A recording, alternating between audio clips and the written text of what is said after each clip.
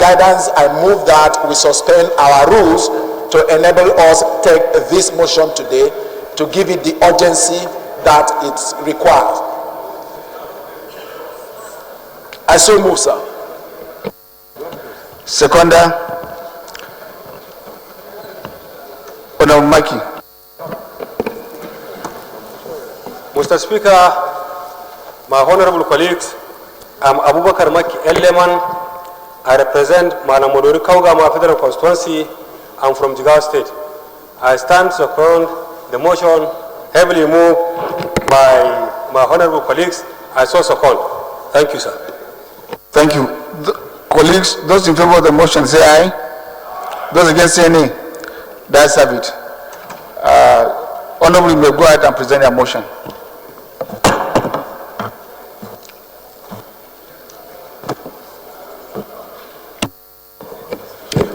Thank you very much, Mr. Speaker. Onofiog Luke, representing Etinan, Nsetibum, Nsurubium Federal Constituency. I'm from Akwa Ibom State. Mr. Speaker, this is a matter of urgent public importance on the need to call on the federal government to appoint more justices to fill the vacant positions at the Supreme Court to expedite justice delivery in the country.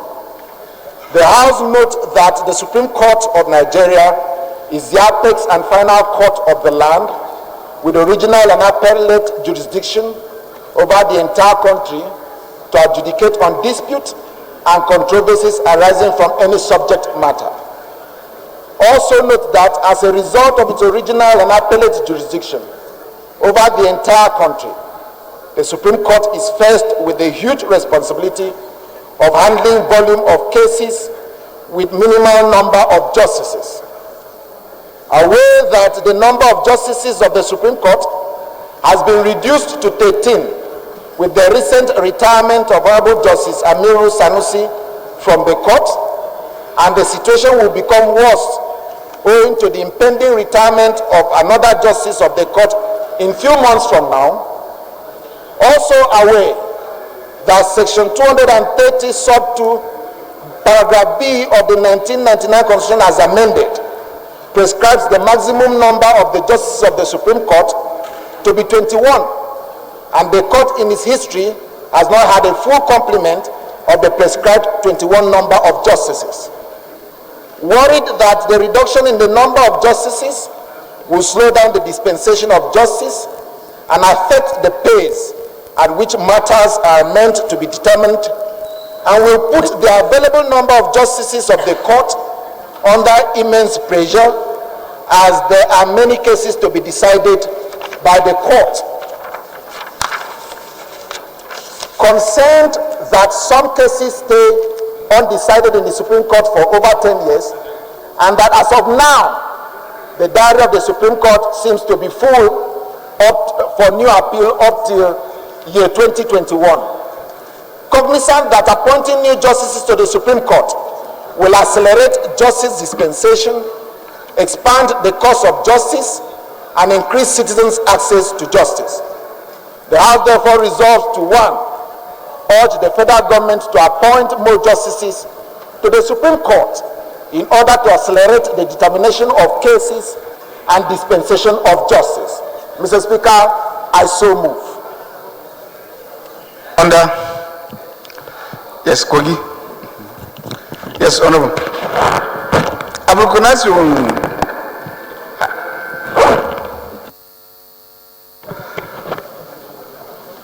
Thank you, Mr. Speaker. Honorable colleagues, I remain Abdullah Ibrahim Halims, representing Ankpa Omala Alamoro Federal Constituency. I stand to support the motion of urgent public importance moved by my colleague, Honorable Isikem Ifeto. Thank you, Mr. Speaker. Honorable, look, you may go ahead and lead the debate. Thank you very much, Mr. Speaker.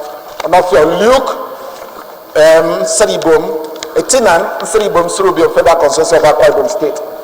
Thank you for indulging me, Mr. Speaker.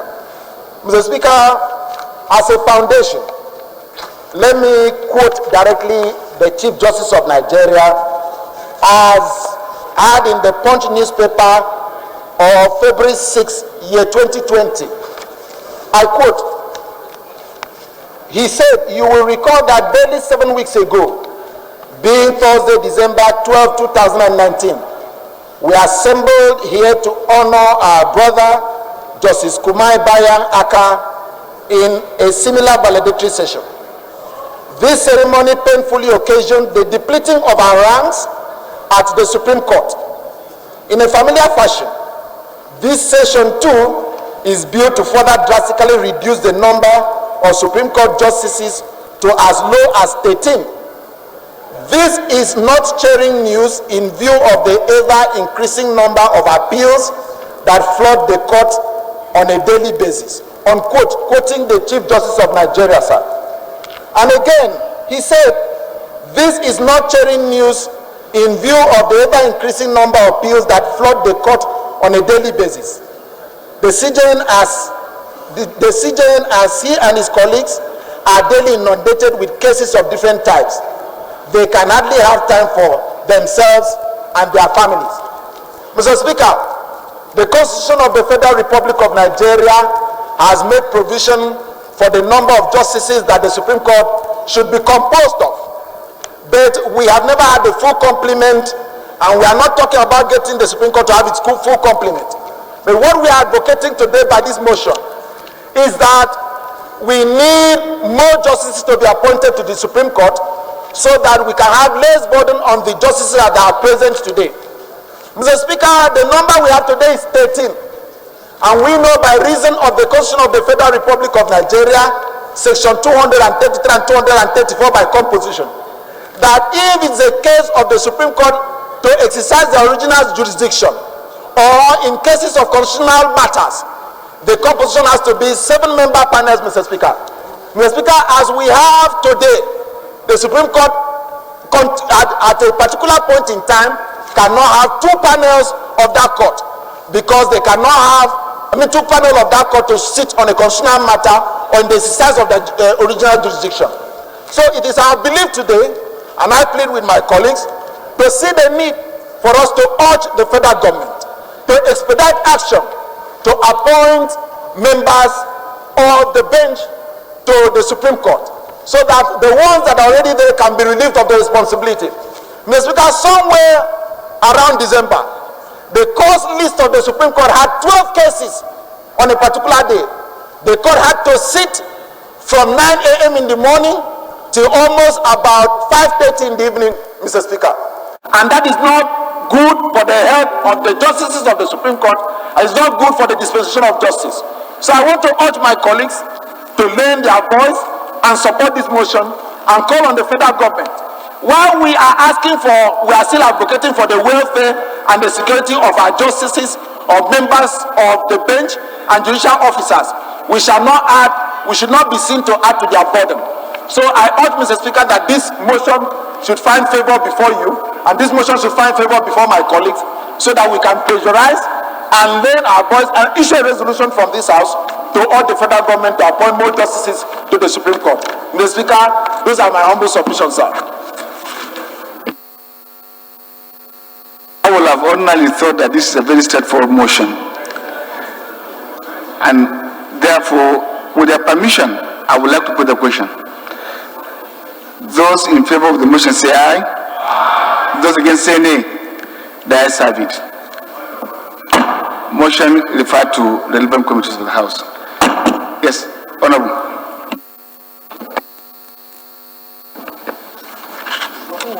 Honorable Speaker, honorable colleagues, I have a matter of urgent national report. I'm Honorable Samson Oko, member representing Oju of the Federal Constituency. I'm from Plenary, and I'm renegade the nation. Mr. Speaker, there is a deadly disease that's ravaged in my place, in my federal constituency.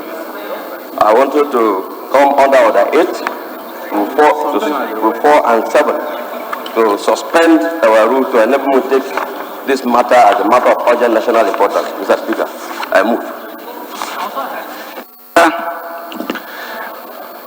The other Agbaga.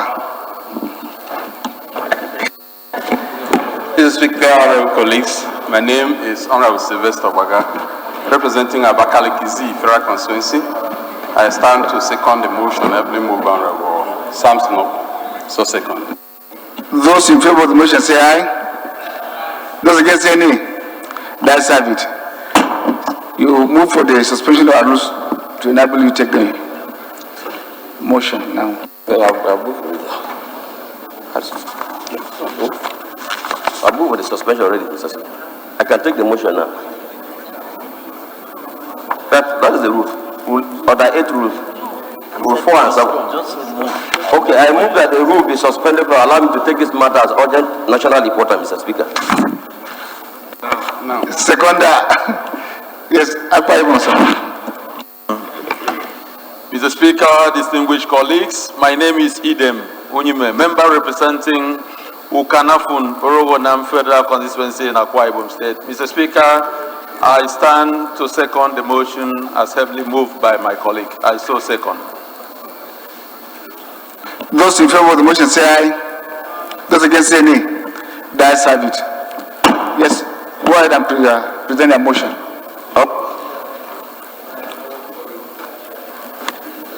Need to investigate and arrest the looming outbreak of epidemic deadly disease in Oyobi of Ori Council Ward in Obi local government of Benue State. Note that there is a serious outbreak of epidemic deadly disease in Oyobi of Ori Council Ward of Obi local government Benue State, which has claimed several lives of people already and left many others in coma with no hope of survival in various hospitals where they are admitted. Note further that Oyobi community of Obi local government has an estimated population of over 6,000 people and share common boundary with Ekpong Ainu, Opoma Ainu, and Ogege Idele in all of the local government of Benue State, respectively. The imminent and the epidemic deadly disease, which is fast spreading like a wineweed, will engulf the area and claim lives of other innocent people. Note that the outbreak of the epidemic was reported by health officer and the chairman of the local government council on 29th of January 2020, and that the victims were said to have contracted the deadly disease after drinking water from River Oyaro in the area.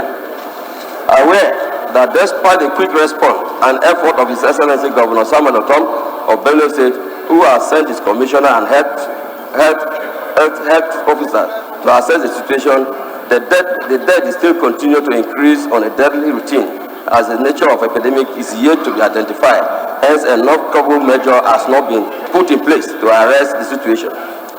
Note that life of every citizen of Nigeria is sacrosanct. Hence, the primary purpose of every government is to provide welfare, good health, and security of life of the people and the property, which is in line with our international policy of World Health Organization and other international humanitarian protocols. Worry that there are inadequate medical facilities and personnel in Obi and Oju to take care of the looming health challenges of the people in the constituency, more particularly in affected area. Concerned that the outbreak of the epidemic has caused economic stagnation and hardship of the people because of fear of contracting the unknown deadly disease while undertaking business venture. Observe that unless an urgent step is taken by this honorable house to arrest the rapid spread of the epidemic, which is imminent, many innocent people of Ojuobi Federal Constituency have been immediately and neighboring community will lose their lives. Silence, please. Resolve, Mr. Speaker, to urge the federal government through the Federal Ministry of Health to send a medical expert to Oyobi in the Ojuobi Council Ward of Obi local government as well as Oju local government to assess the situation with a view to arrest the ugly epidemic deadly disease. Urge the federal government to declare Oyobi unsafe and disaster area to settle until the area is safe. Provide this same borehole and other social infrastructure as well as medical facility, qualified medical personnel to the affected area. urge the relevant health agencies to lend their support with a view to wipe out the epidemic in Oyobi in Uri Council Ward of Obi local government. Urge the Committee on Health Institutions to urgently liaise with the Federal Minister of Health to take proactive steps to verse with the issue of epidemic outbreak in Oyobi Uri Council Ward. Mr. Speaker, I move my motion.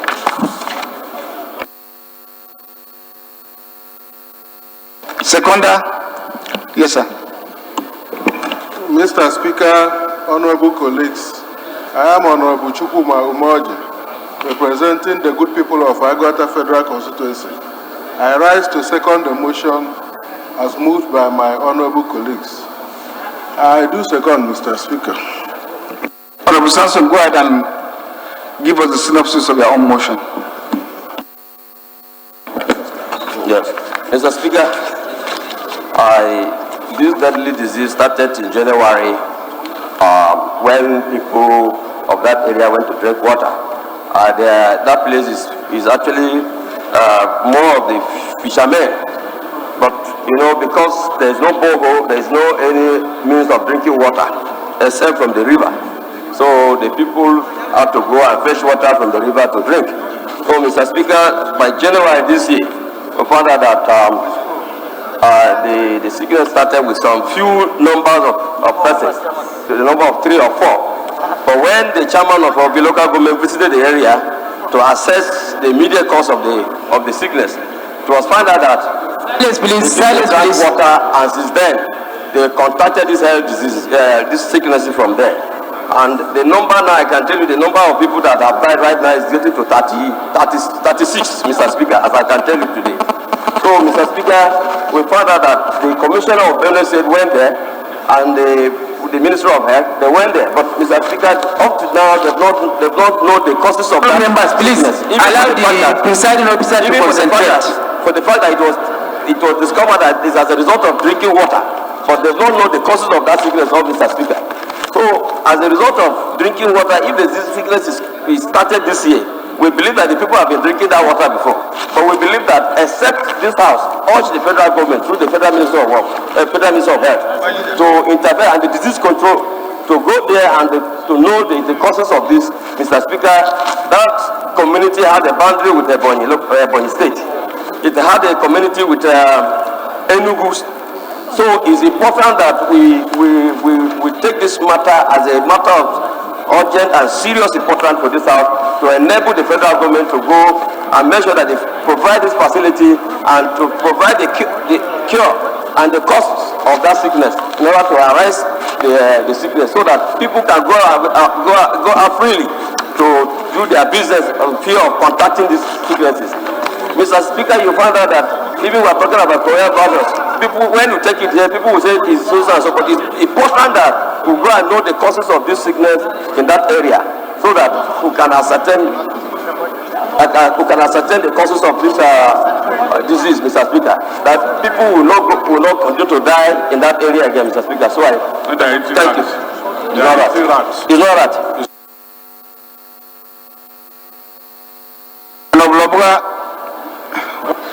Ordinarily, this disaster-related motion, and it should not be subjected to debate too. But I allow you because you are no, I allow you. I will allow you. Mr. Speaker, honorable colleagues, this motion is simply asking us to do a stitch in time. It is not even timely anymore because great number of people have been lost. And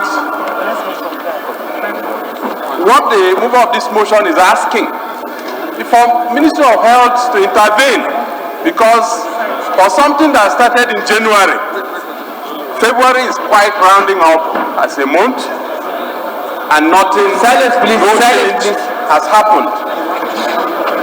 Honourable members, please, silence, please. So if anybody would have listened to what the mover of the motion asked and the introduction as a basis for his motion, He said that even though the Ministry of Health and the Commissioner of Health at the state level had tried to intervene, no change has happened. And the cause of this disease is not known at the moment. When corona disease first started, it started with one person. And today, it's spreading the whole of coming into Africa through Egypt. The mover of this motion also made it known of the boundary between Enugu, boundary between Ebonyi. And we should be working hard before it exceeds this environment that it is at the moment. And as we speak, the same water that people presume to have caused what is happening is still being used by the community. The health issue is a concurrent issue in our constitution, and what he's asking is the Federal Minister of Health and the executive of the federal government to intervene in this matter and save the life of the people who have not died, and also protect people from contacting it by interacting or doing business with this community. With this, Mr. Speaker, I support this motion, and I urge my dear colleagues to show support so that quick intervention should be done to this situation. I so submit, Mr. Speaker.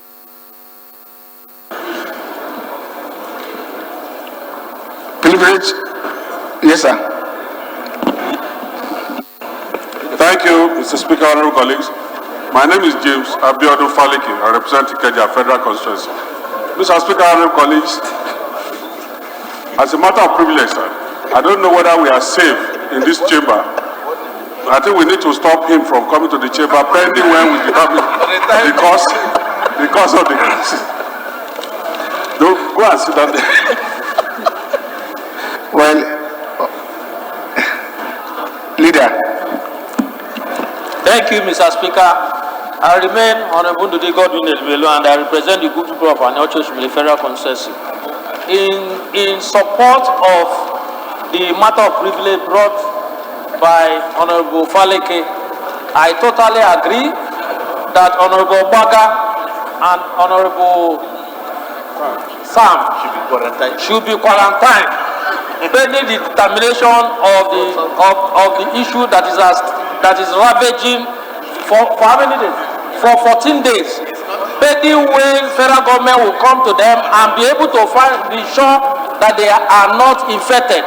Because they are from there, he's visited the place where those people are being affected and he's sitting by us. We are sure that it is coronavirus.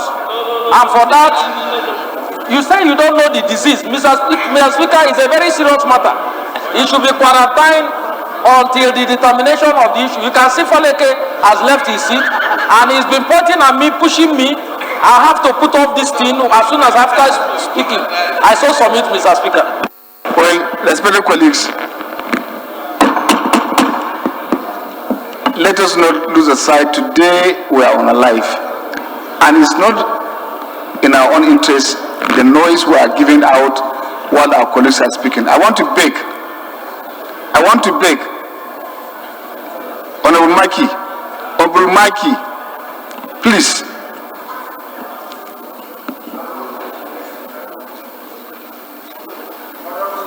Resume your seat.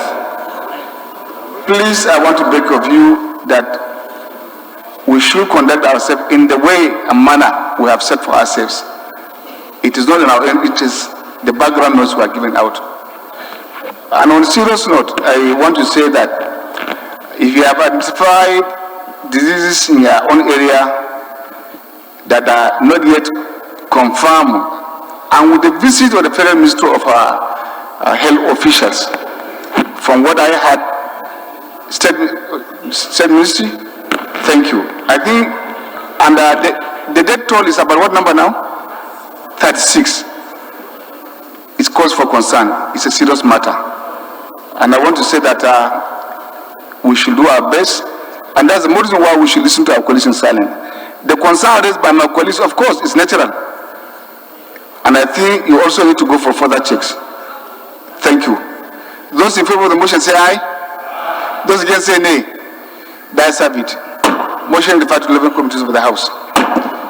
Yes, Honorable Kalu.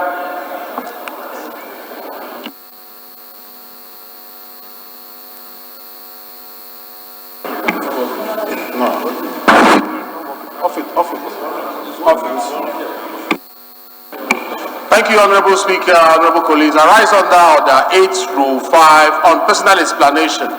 Just to give compliments to the House for what happened yesterday, seeking the leave of the Honorable Speaker to enable me thank you so well with my committee, and also the leave of the Speaker to ask my committee members who are here to stand up to thank the House as a matter of courtesy for how you supported us yesterday in the launching of the magazine, the unveiling of the magazine that everybody is talking about in Nigeria at the moment, right from the executive to the judiciary to all the citizens of this country. It was because of you that we were successful. It was because you believe in this project. That was why we succeeded.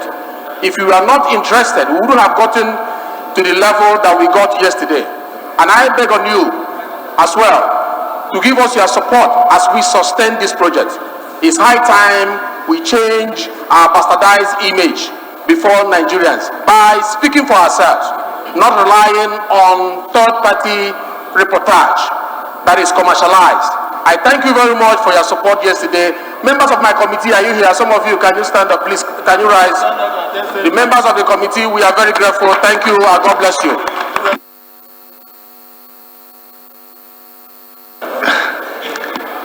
I only allow you to give an explanation, not to recognize every member here contributed to the success of this very, very important event. So the glory goes to the entire House, and I want to say thank you and thank you to all colleagues. Thank you very much.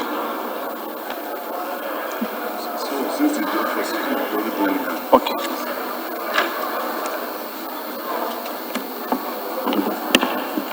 Respected colleagues, the business of the day is presentation of 19 bills. I now invite the clerk to read their short titles.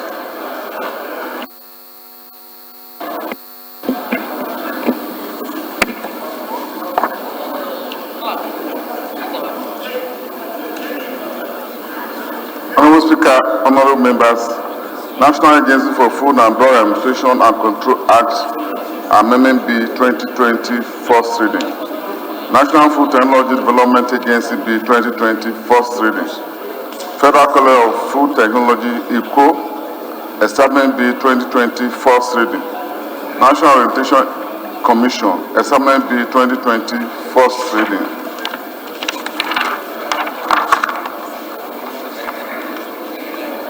Federal College of Education Technical (ICO) Establishment Bill 2020, first reading.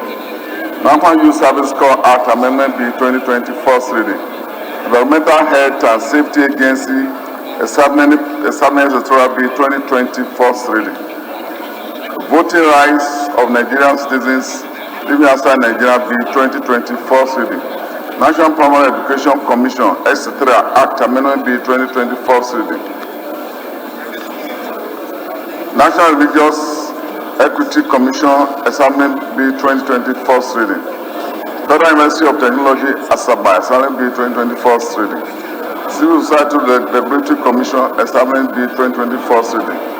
Chartered Institute of Financial and Investment Analysts of Nigeria Bill 2020, first reading. Federal College of Education Mononchi Assessment Bill 2020, first reading. National Agency for Population Programs and Development Act Amendment Bill 2020, first reading. National Institute for Labor Studies Act Amendment Bill 2020, first reading. National Agency for the Great Green Wall Act Amendment Bill 2020, first reading. Compulsory Treatment and Care for Victims of Gunshots Act Amendment Bill 2020, first reading. Nigerian Entrepreneurship Development Bank Amendment Bill 2020, first reading.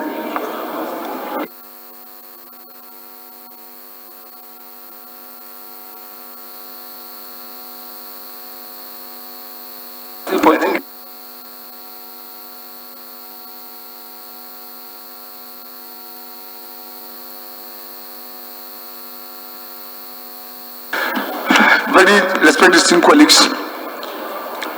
The first order of the day is the commencement of debate on the general principle of a bill for an act to provide for the establishment of federal polytechnic Orogun Delta State and for related matters standing in the name of the House Leader. All members will recall that the bill was transmitted to from the Senate seeking concurrence of the House and read the first time on Thursday, 13 February 2020. I now invite the Leader of the House to move that the bill be read the second time.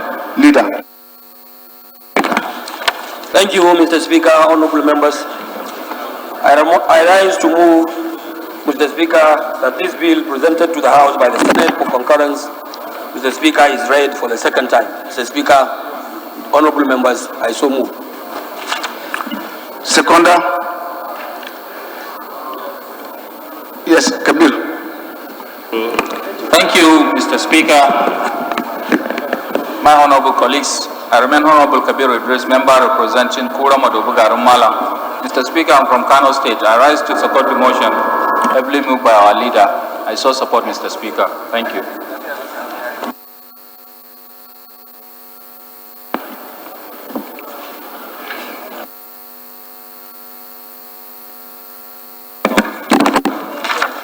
Mr. Speaker, honorable members, I rise to further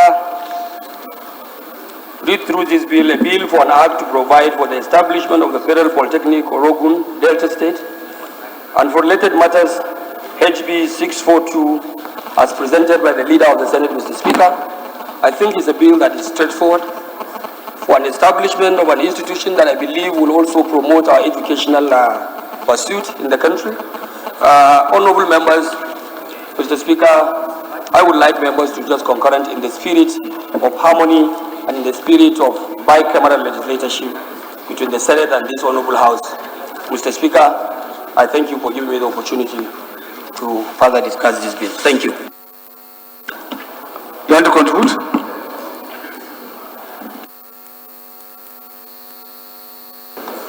Thank you, Mr. Speaker. Distinguished honorable colleagues, I remain Honorable Osai Nicholas Osai. I represent local party federal constituency of Delta State. Mr. Speaker, my argument against this bill is anchored on three principles. Principle one, our order 18, sub rule 36. 1. 2. Read the order, please. Okay.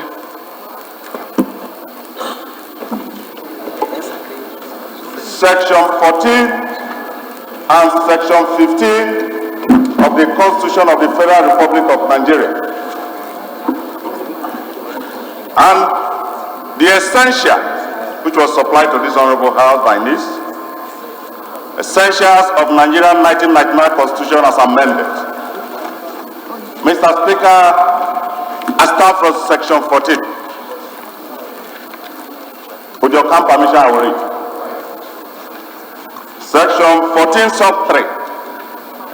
It said the composition of government of the Federation and of its agencies and the conduct of its affairs shall be carried out in such a manner as to reflect the character of Nigeria and the need to promote national unity and also to command national loyalty, thereby ensuring there shall be no predominance of persons for a few states or from a few ethnic groups or other sectional groups in that government or in any of its agencies. Subsection 4. The composition of government of a state, a local government council, or any of its agencies, of which this bill, which is a parastatal if established, of such government or council, and the conduct of the affair or council or such agency shall be carried out in such a manner as to recognize the diversity of the people within its area of authority and the need to promote a sense of belonging and loyalty among the people of Federation. Subsection 15. Excuse me, Honorable Sai. I want to say the relevancy of what they are doing. For instance, you are talking of federal character. And section 14.4 that you quoted, the one you just finished, has no relevance as far as this matter is concerned. It is referring to composition of government at the state level.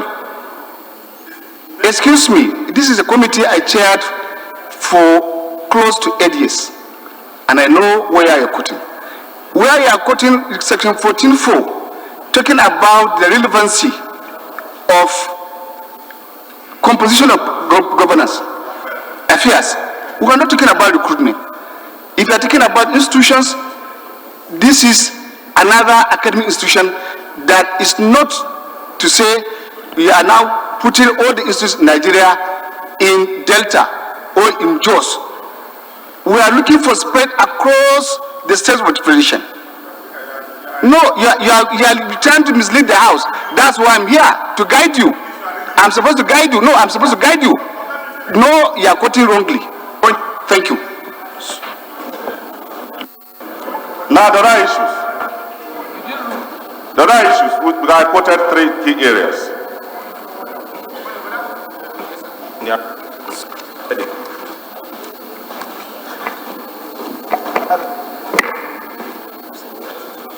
Use my own. Use my own. Chair. Use my own. Mr. Speaker,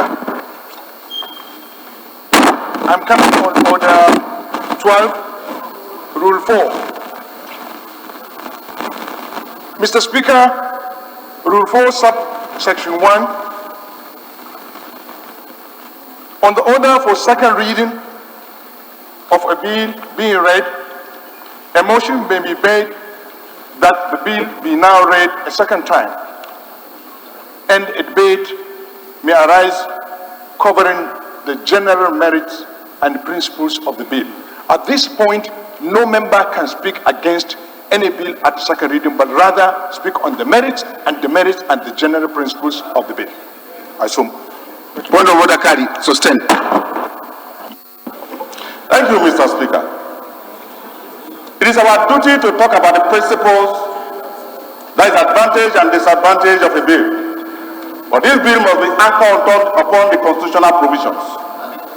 So when I bring issues of constitutional provisions, it is anchored also on the principles of advantage and disadvantage of a bill. To that extent, Mr. Speaker, I still rely on the foundation of what I have raised among the 3 principles. And one of them I will read, Mr. Speaker. The federal character principles rest on the spirit of equity, justice, and fairness. That's what our Constitution says. On this ground, Mr. Speaker, speaking on the bill correctly, I think I should be allowed and protected by Mr. Speaker. Protected, but then you should be guided. You see, you should not use language to confuse members or to attempt to confuse members. What you are reading is far from the general principle of the bill. It's not consonant with that. You are supposed to speak about the merits and demerits of the bill. That's not the merits. Mr. Speaker, why I speak against this bill is simple. My fellow colleagues, distinguished honorables.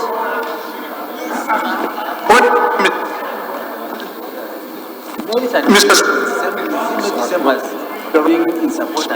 Thank you.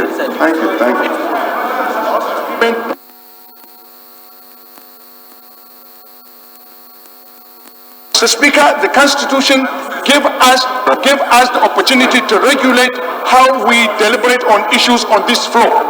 That is the more reason why we have Order 12, Rule 4, subsection 1, and we said you can only speak on the merits and demerits together. You can take the merits and speak and the merits to speak with them, or put them together and speak with them on the general principles. We are talking about the general principles of this issue, not somebody speaking against a matter that has gone through a chamber of the National Assembly.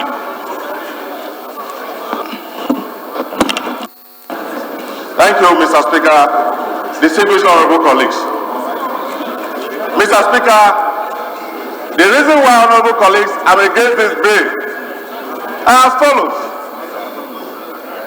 You see, always what I said is that before you bring any bill to this house, it must align with the Constitution. Before you bring any bill to this house, it must align with the Constitution. So I'm questioning the foundation of the bill based on the constitutional provision.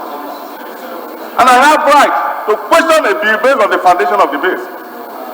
It is on this ground, Mr. Speaker, I question this bill on 3 key foundations.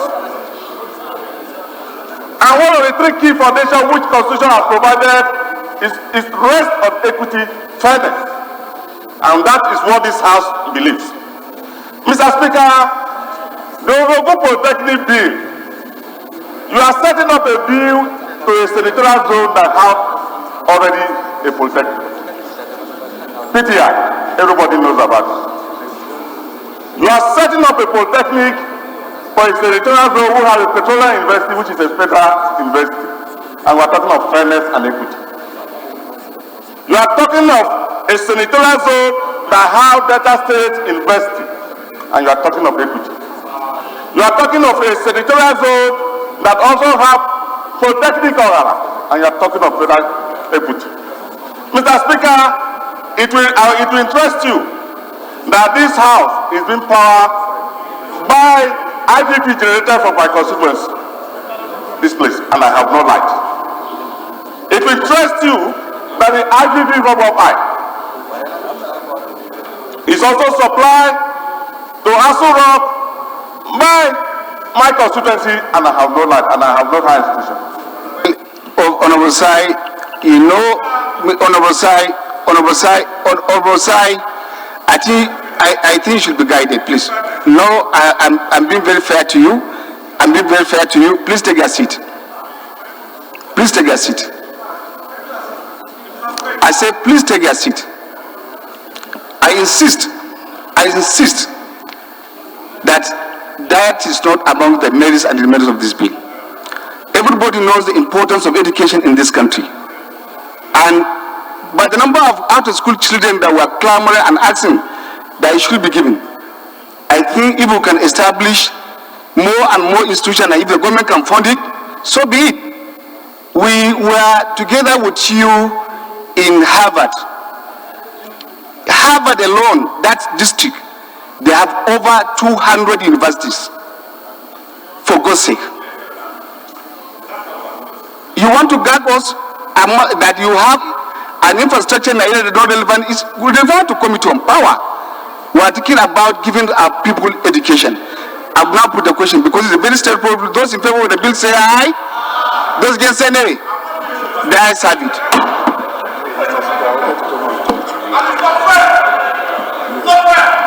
Please be guided. I say be guided. No, you can't come here. You can't.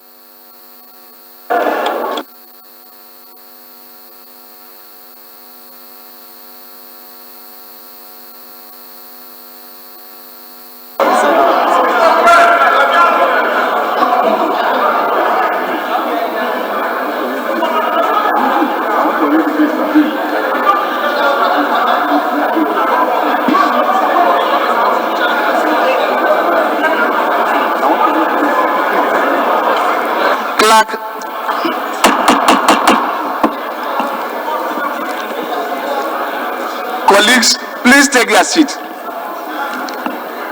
The most important thing I want to... Clerk, please read the long title of the bill. Honorable Speaker, honorable members, the bill for now to provide for establishment of the Federal Polytechnic, Orogun, Delta State, and for related matters, second reading.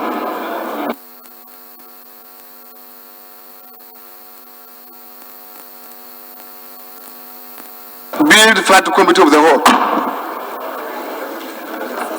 Yes. Forget about this matter. Let's solve the matter. Respected colleagues, the second order of the day is a commencement of a debate on the general principle of the bill for an act to provide for the establishment of federal quality of education in Lord Kebbi State and for related matters. Standing in the name of in the name of House Leader, honorable members will recall that the bill was transmitted to the Senate seeking for concurrence from the Senate seeking for concurrence of the House. the first time on Thursday. The bill was the first on Thursday, 30th January 2020. I now invite the leader of the House to move the bill the second time. Leader. Thank you, Mr. Speaker, honorable members. I rise once again to present before this honorable House as read a bill for an act to provide for the establishment of Federal College of Education, ILO, Kebbi State, and for related matters, HB 643. Mr. Speaker, honorable members, this bill as presented for second reading is also before this honorable House for debate. And going forward, Mr. Speaker, honorable members, I would like to say that while bills of this nature are presented to this honorable House, and that in the spirit of our bicameral existence as institutions, as legislative institutions, some of these things, of course, may have some... You are supposed to move the motion first, before leading the debate. No. Sorry, Mr. Speaker, honorable members. Sorry, I was trying to address the earlier point, but I remain guided. Mr. Speaker, honorable members, I move that this bill be read the second time. Thank you, Mr. Speaker. Seconder, Chairman Rules. Thank you, Mr. Speaker. My name is Abubakar Safulata. I represent Plenary, Krika Saba, Mr. Speaker from the Gao State. Mr. Speaker, I rise to second the motion ably moved by the House leader. I throw second.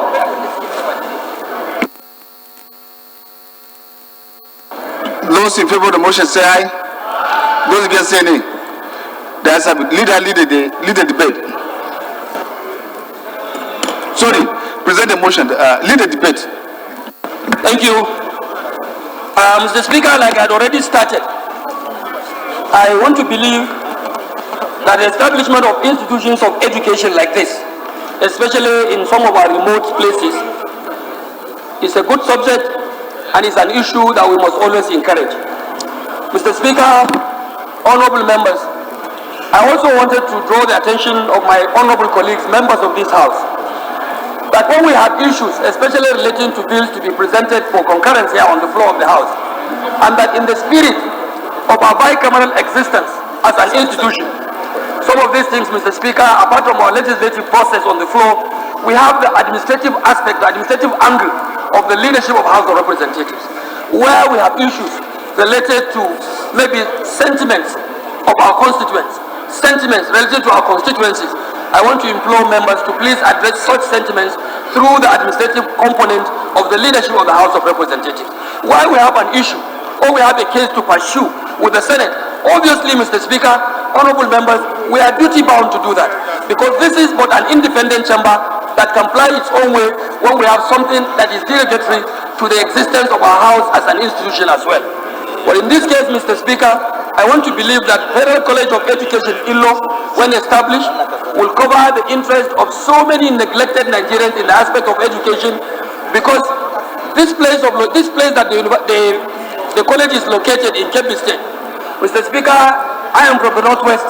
I know clearly it's about 250 kilometers away from any nearby federal institution or even a state educational institution. So setting an institution in this place will do a lot of good to our people, to the people of Kebbi State and to the people of northwestern part of this country, especially where this particular institution will be located in ILO. Mr. Speaker, honorable members, I want to quickly, in want of time, I want to quickly round up to say that members should rise to support this bill, because it will create a great deal of good to our people in Kebbi State and in ILO as an immediate constituency and immediate location of this particular federal institution. Thank you, Mr. Speaker. Thank you, honorable members. Colleagues, you still want to contribute? 1 minute. Thank you, Mr. Speaker. Honorable Osai. Come and bow. Thank you, Mr. Speaker. My name is Honorable Bello Kaoye, member representing Bagudosuru Federal Constituency. Mr. Speaker, I am from Kebbi State. Mr. Speaker, Honorable colleagues, I rise to urge this House to support this bill as it states to further facilitate equality learning among people of my state, more especially the people of my own federal constituency, Mr. Speaker. Mr. Speaker, one of the main reasons we needed this institution in Kebbi State, in the entire Kebbi State, Mr. Speaker, we doesn't have Federal College of Education in Kebbi State. Mr. Speaker, honorable colleagues, in 2017, out of 78,378 people who sat for National Common Entrance Examination in Kebbi State, at last entered of 63 candidates for the 2017 May-June West African School Certificate Examination, Mr. Speaker. The state placed at 32nd position out of 36 states in the country.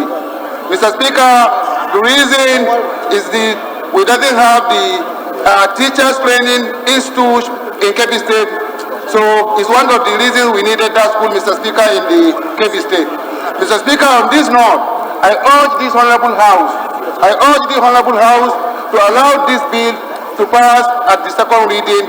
You understand, Mr. Speaker, I so move. Respected colleagues, I think we need to save time because there are so many items on our order paper, including some supplementary ones that are about coming. So in view of that, I want to beg for careful indulgence and to put the question. Those in favor of the bill, bear second, say aye. Those against, say nay. That's have it. Clerk is invited to read the long title for the bill. Honorable Speaker, honorable members, the bill for an act to provide for establishment of Federal College of Education in Kebbi State and for related matters. Second reading. Bill referred to Committee on Basic Education and Tertiary Education.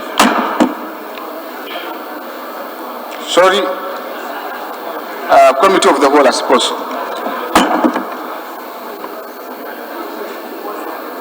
Respectfully, the third order of the day is a commencement of a debate on the general principle of bill for an act to provide for establishment of Modibo Adamawa University, Yola, and for related matters, standing now of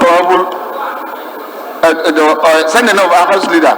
Honorable members recall that the bill was transmitted from the Senate, seeking for concurrence of the House, and read the first time on Thursday, 30th January 2020. And I invite the leader to move that the bill be read the second time. Leader.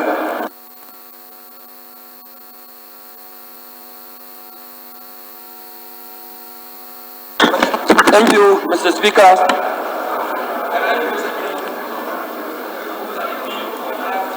Clerk.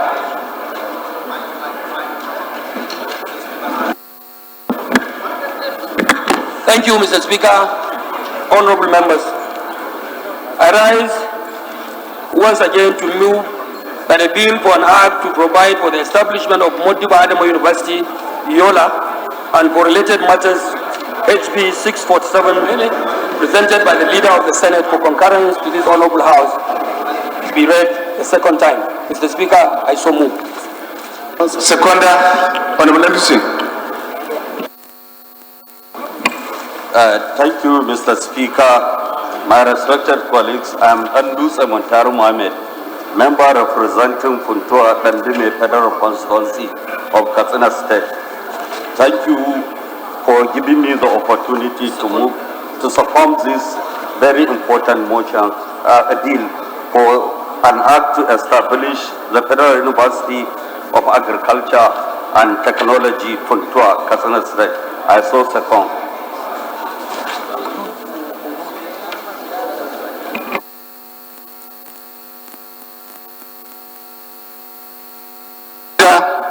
Please lead the debate.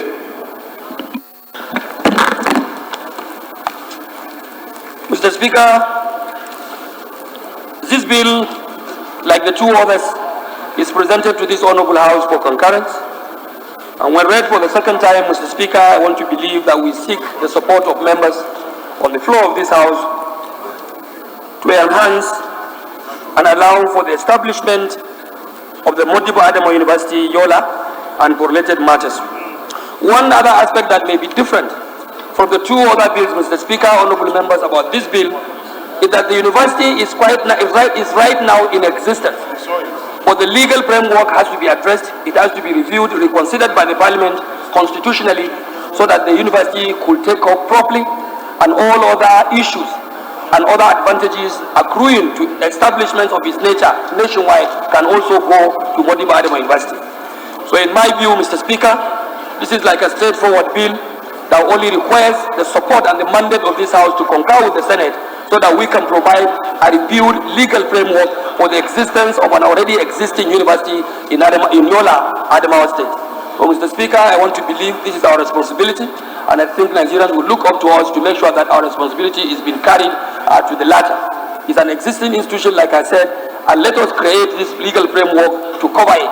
Let us enhance this legal framework to protect this institution, so that the good jobs expected of institutions like Modibo Adama University in Yola could be carried out appropriately for the benefit of our people. Mr. Speaker, honorable members, thank you so much for listening, and I hope members will give credence to this bill for passage. Thank you. Numbers.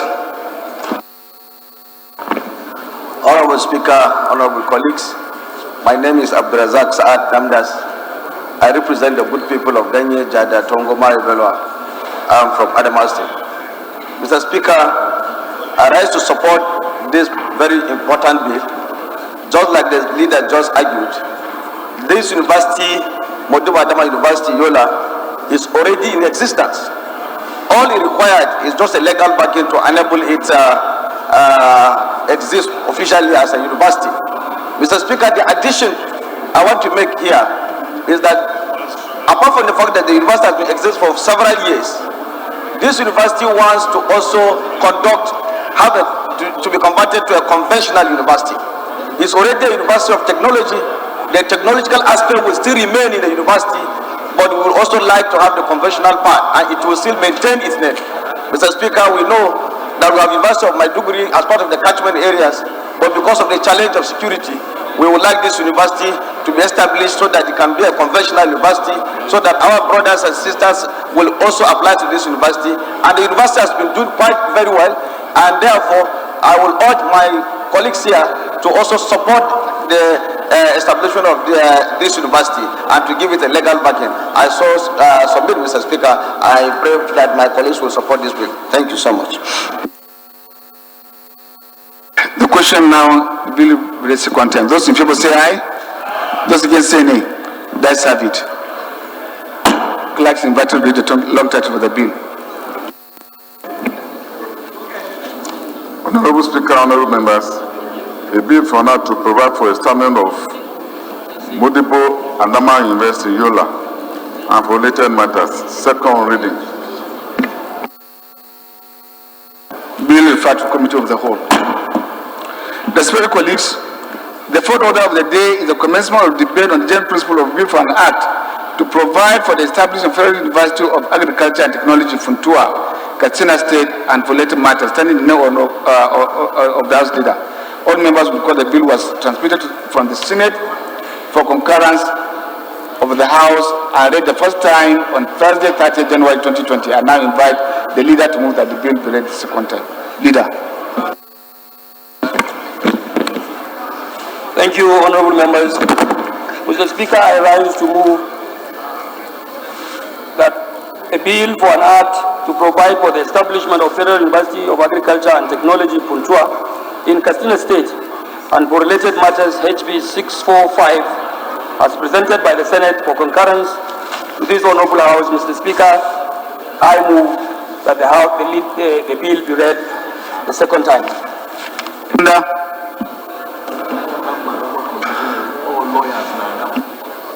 Yes.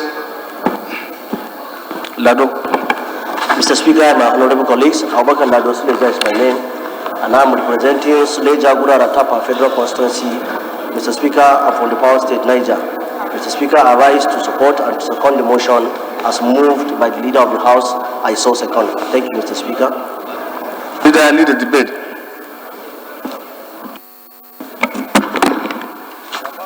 Thank you, Mr. Speaker. Honorable members, this bill for an act to provide for the establishment of Federal University of Agriculture and Technology, Funtua, in Katsina State, Mr. Speaker. Like the three other bills, it's a bill that is brought here for the support of members of this honorable House, the House of the Nigerian people.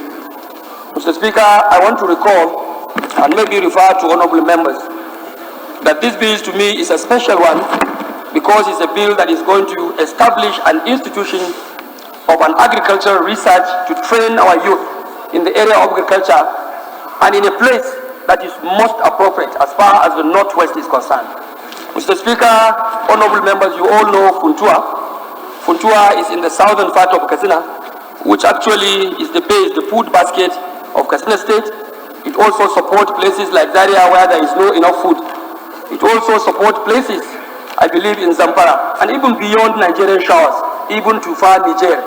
So I want to believe that establishing an institution of this nature will really promote our agricultural pursuit, and it also provide ground for our youth to be trained in this special aspect of economic development. Agriculture being the mainstay of this country, Mr. Speaker, if promoted in terms of creating institutions of this nature, certainly Nigeria will be proud of institutions like this. Let me also use this opportunity to also translate to the members of the House that about 3 months ago, Mr. Speaker, sorry to make reference to this, before I was taken out of this floor by a competent court of jurisdiction, I had a cause to represent the Speaker in an empowerment program of one of us here, Right Honorable Muntari Danduse, who coincidentally comes from that area. Mr. Speaker, I could remember, by way of remarks, the traditional rulers in that area. I could remember the stakeholders, political stakeholders in that area. I can also remember vividly that the youth of that area were given the opportunity to speak on the floor on that event. And I remember they gave me a message to deliver to the Speaker of the House of Representatives that they yearn for this institution. They want an agricultural institution to be sited in their own place. I have done that through the Speaker, and I want to use this opportunity, being discussing this matter now on the floor of the House, to plead with the members that the message of the youth from that area, the message of farmers from that area, is that this House, the House of Nigerian people, should give room for the establishment of this institution so that they will take advantage of their natural disposition to really push their own kids into this institution to study agriculture in a manner that will promote agriculture in Nigeria and will make our own kind of agriculture as competing and as vibrant, as robust as every other kind of agriculture that is being practiced world over. Mr. Speaker, honorable members, I want to believe this is a bill that we must also support. When we support this bill, we are giving room for our youth to be educated in that important and sensitive sector. When this bill is passed and this university is established, Mr. Speaker, it will also create rooms for employment for employing some of our unemployed youth. We have a lot of them who can now go into these institutions as staffers, and I believe employment will also be addressed when this thing is established. Thank you, Mr. Speaker, honorable members, and plead with you that the message of the people I have taken from Untua be carried on the floor of this House by passing this important bill. Thank you, Mr. Speaker. And you say. Thank you, Mr. Speaker. My respected colleagues, I am Danduse Montaru Mohammed, member representing Funtua Tandime Federal Constituency. And by the lip of the Speaker and this House, I am the Chairman Committee of Agri Production. And also, I want to use this opportunity to thank my leader for the message given to him when he was in my empowerment program. And I want to assure you that Funtua is a gateway to most of the northern part of the country. They are living in Funtua. It's a very cosmopolitan town that connects Nigeria from all angles. And School of Basic and Remedial Studies is already established by Ahmadu Bello University. And considering the fact of this bill, I want to appeal to my colleagues, and as a matter of fact, this bill is timely and also is very potential for the economic development of this country. And considering the fact of the diversification program and also the closure of border, which we need to feed ourselves in the next 2 to 3 years, this bill is timely, and I believe, considering the support of the people of Funtua in terms of economic development, even when British were back in history, even when British came to Nigeria, they established their settlement in Funtua, and that is where they have, even in their archive in London, that Funtua is the best place where you can establish any business. That is why we are prosperous, we are industrialized, and I want to appeal to the Speaker and my respected colleagues to support this very important bill and give it a light of the day. Thank you, Mr. Speaker. Question. Yes, Mr. Speaker, my name is Saida Soli Jibia, representing Jibia Kaita Federal Constituency. Mr. Speaker, the creation of this institution in that location within the territory of the Federal Republic of Nigeria is the most advantageous and the most prosperous contribution to education in this country. Why did I say so? Mr. Speaker, creating this institution will promote sound scientific training as a foundation for development of agriculture in Nigeria. And the location of that institution in Funtua will have access to other agricultural institutions nearby, like Zaria.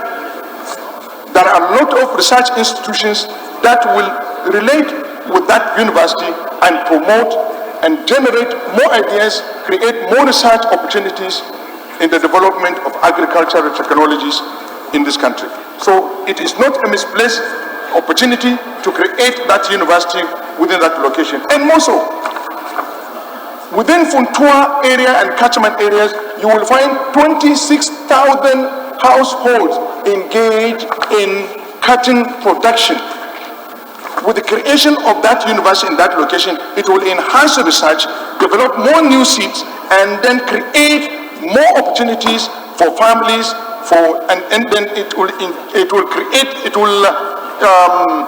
improve the economy of those people.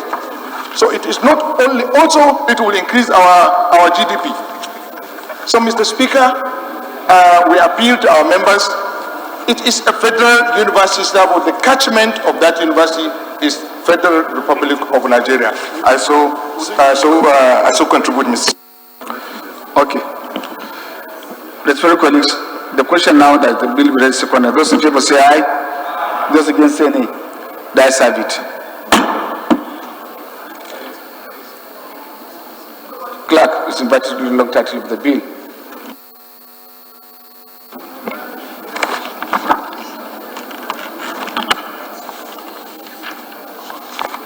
Honorable Speaker, honorable members, a bill from now to provide for assignment of Federal University of Agriculture and Technology, Funtua, Katsina State, and for related matters. Second reading. Bill referred to committee of the whole. Respected colleagues, the fifth order of the day is the commencement of debate on general principle of an act of rule for an act to repeal the Nigerian Steel Development Authority Act (CAP) N134 Laws and Federation of Nigeria 2004 and enact the Nigerian Iron and Steel Development Authority Bill and for related matters. Standing now, Honorable Olawi Rahim Tunji. All members will recall that bill was read the first time on Tuesday, 16 July 2019, and I invite Honorable Tunji to move that the bill be read second time. Honorable Tunji.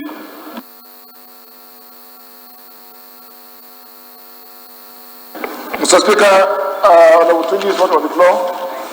I move that the bill be stepped down by the Leader of the House. I so move.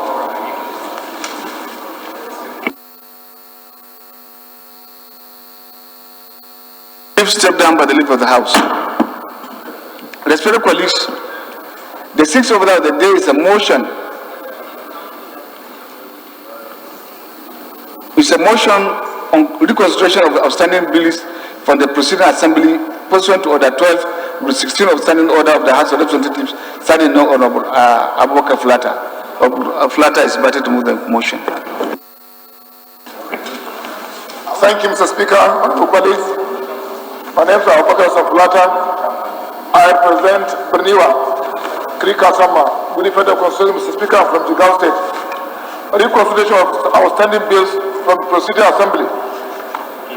Agricultural Research Council of Nigeria Repeal and Enactment Bill 2019 HB 69, Witness Prevention Program Bill 2019 HB 207, Companies and Allied Matters Bill 2019 HB 544, Federal University of Technology Auchi Establishment Bill 2019 HB 527, and Chartered Institute of Finance and Control of Nigeria Establishment Bill 2020 HB 680. House notes that pursuant to Order 12, Rule 16 of the Standing Orders of the House of Representatives, bills passed by the Presiding Assembly and forwarded to the Senate for concurrence, for which no concurrence was made or negative, or passed by the Senate and forwarded to the House, for which no concurrence was made or negative, or which were passed by the National Assembly and forwarded to the President for assent, but for which assent or withholding thereof was not communicated before the end of the tenure of the Assembly. The House may resolve that such bills, upon being reconsidered or clean copies circulated, be reconsidered in the Committee of the Whole without being commenced de novo. Also note, the aforementioned bills were passed by the Presiding Assembly and forwarded to the President for assent, but for which assent or withholding thereof was not communicated before the end of the tenure of the last Assembly. Aware that the bills were regazetted as House Bills 69, 207, 544, 527, 680 respectively, and read the first time. Resolves to commit the bills to the Committee of the Whole. I so move, Mr. Speaker. Seconder, Chairman for the Affairs. Sorry, I'll get back to you. Thank you, Mr. Speaker. I'm Yusuf Buba Yakub. I represent Gombe Honfera constituency. I rise to second the bill moved by Honorable Flatter. I so second.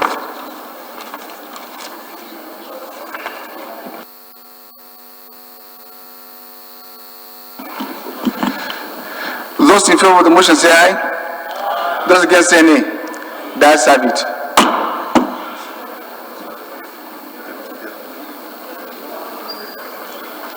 You see, the one that they are interested in is not the one you gave me is from. No. What?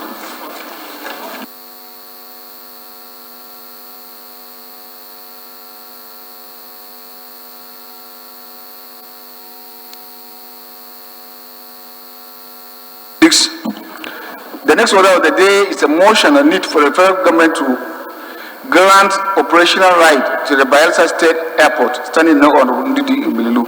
Umbililu is invited with the motion. Thank you, Mr. Speaker. I remain Honorable Ndidi Godwin Elmelu, and I represent the good people of Aniocho Shimili Federal Constituency. I'm from Delta State. The need for the federal government to grant operational right to Bayelsa Airport, standing in the name of Ndidi Elmelu, Gideon Gwani, Honorable Peter Apatasin, Honorable Kiruka Onyejocha, Honorable Toby Okechukwu, Honorable Fred Obua, Honorable Sajis Ogud. Honorable Sajis Ogud.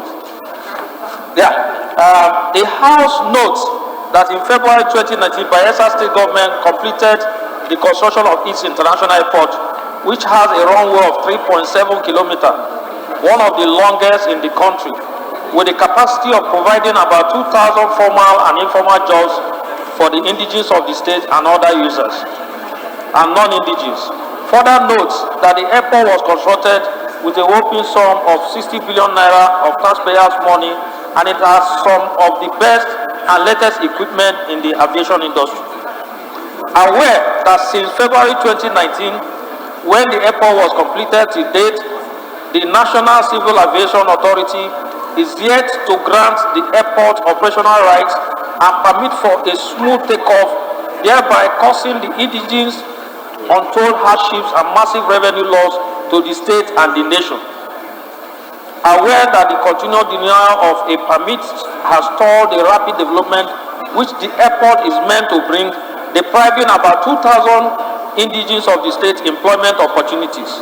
Concerned that traveling to and from Bayelsa is to either through Omagwa in Rivers State or Samumbakwe Airport in Imo State, which takes nearly 2 hours, while completely unnecessary and a waste of time and scarce resources since Bayelsa Airport has been completed.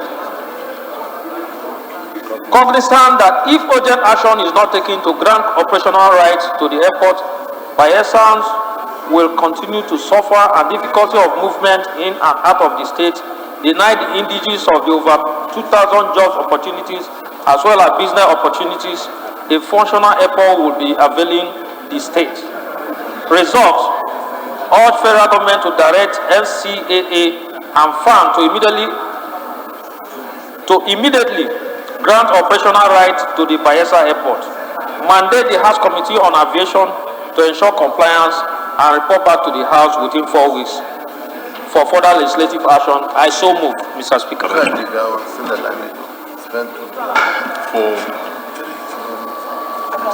Yes, sir.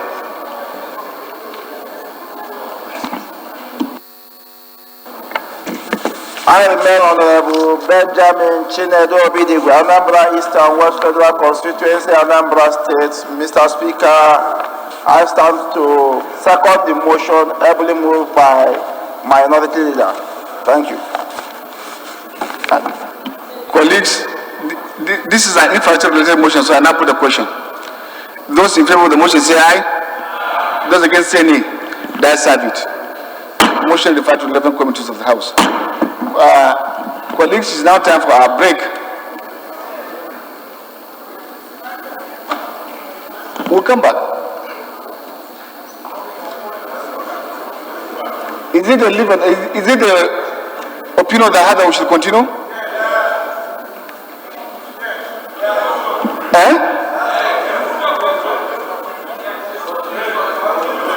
Thank you. Maybe to 1:30. To 1:30. Thank you.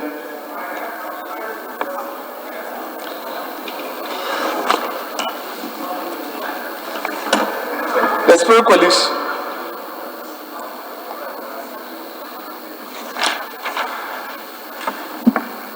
The next order of the day is a motion and need to dredge the Anambra River Basin to avert flooding of communities in Anambra, Enugu, and Kogi State, citing the name of Honorable Chinedu Obidigwe. Honorable Obidigwe is invited with the motion. Thank you, Mr. Speaker. My name is Honorable Chinedu Benjamin Obidigwe, representing the good people of Anambra East and West Federal Constituency in the Green Chamber. Mr. Speaker, my motion is on the need to dredge Anambra River to avert flooding of communities in Anambra, Enugu, and the Kogi states. The House notes that Anambra River had depth which enable it to contain large volume of water emptying into it from various rivers and tributaries during the rainy season without any recorded incident of overflowing east banks to ravage the coastal area. The House recalled that in 2012, heavy rainfall caused floods to occur, which ravaged the coastal plains and caused water current to leach the coastal soils, and in the process moved the sand. Honorable Francis, take your seat. And in the same time, Honorable Munir, take your seat. And move the sand into Anambra River beds, thereby making the river depth to become shallow. As a result of which, whenever large volume of water empties into the river, it overflows its east bank into the coastal communities, wreaking havoc on homes, schools, worship places, farmlands, and other valuable places. The House are aware that the yearly overflowing of the river overwhelms Enugu Otu, Mpunando, Ezeagulu Otu, Umuezanam, Iftanam, Ezianam, Nzam, Olumbanasa, Umudenze communities in Anambra State, Ojo, Iga, Oglugu and Asaba communities in Enugu State. Then Odeke, Eshonu, Obale communities in Kogi State. Destroying farmlands and households items which worth billions of naira. Also, the House notes that economic losses to the annual flooding of those communities as a result of shallowness of Anambra River depth cannot be compared with the cost of dredging the river to reclaim its normal depth, which will enable it to contain large volume of water whenever it emptied into the river, and as obtainable in the past before the situation we are into. Consistent to the dredging of Anambra River will provide an alternative route for evacuation of oil, which is currently being explored in the Anambra Basin. The House resolves to urge the Federal Minister of Works, Transport and Housing and the National Inland Waterways Authority, NIWA, to initiate the process of dredging Anambra River to get it back to its normal depth, to contain large volume of water that is emptied into it during the rainy season. Also, the House also urged the National Emergency Management Agency, NEMA, to continue to support in providing relief materials to all these affected communities that they are totally into hardship. Number 3, the House mandates the communities on water resources, committees on water resources, harbor and waterways, works and appropriation to ensure provision of funds for the dredging of Anambra River in the by 2021 budget.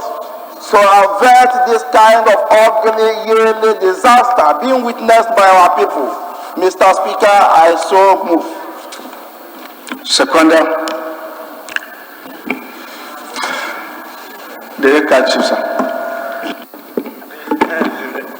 Thank you very much, Mr. Speaker.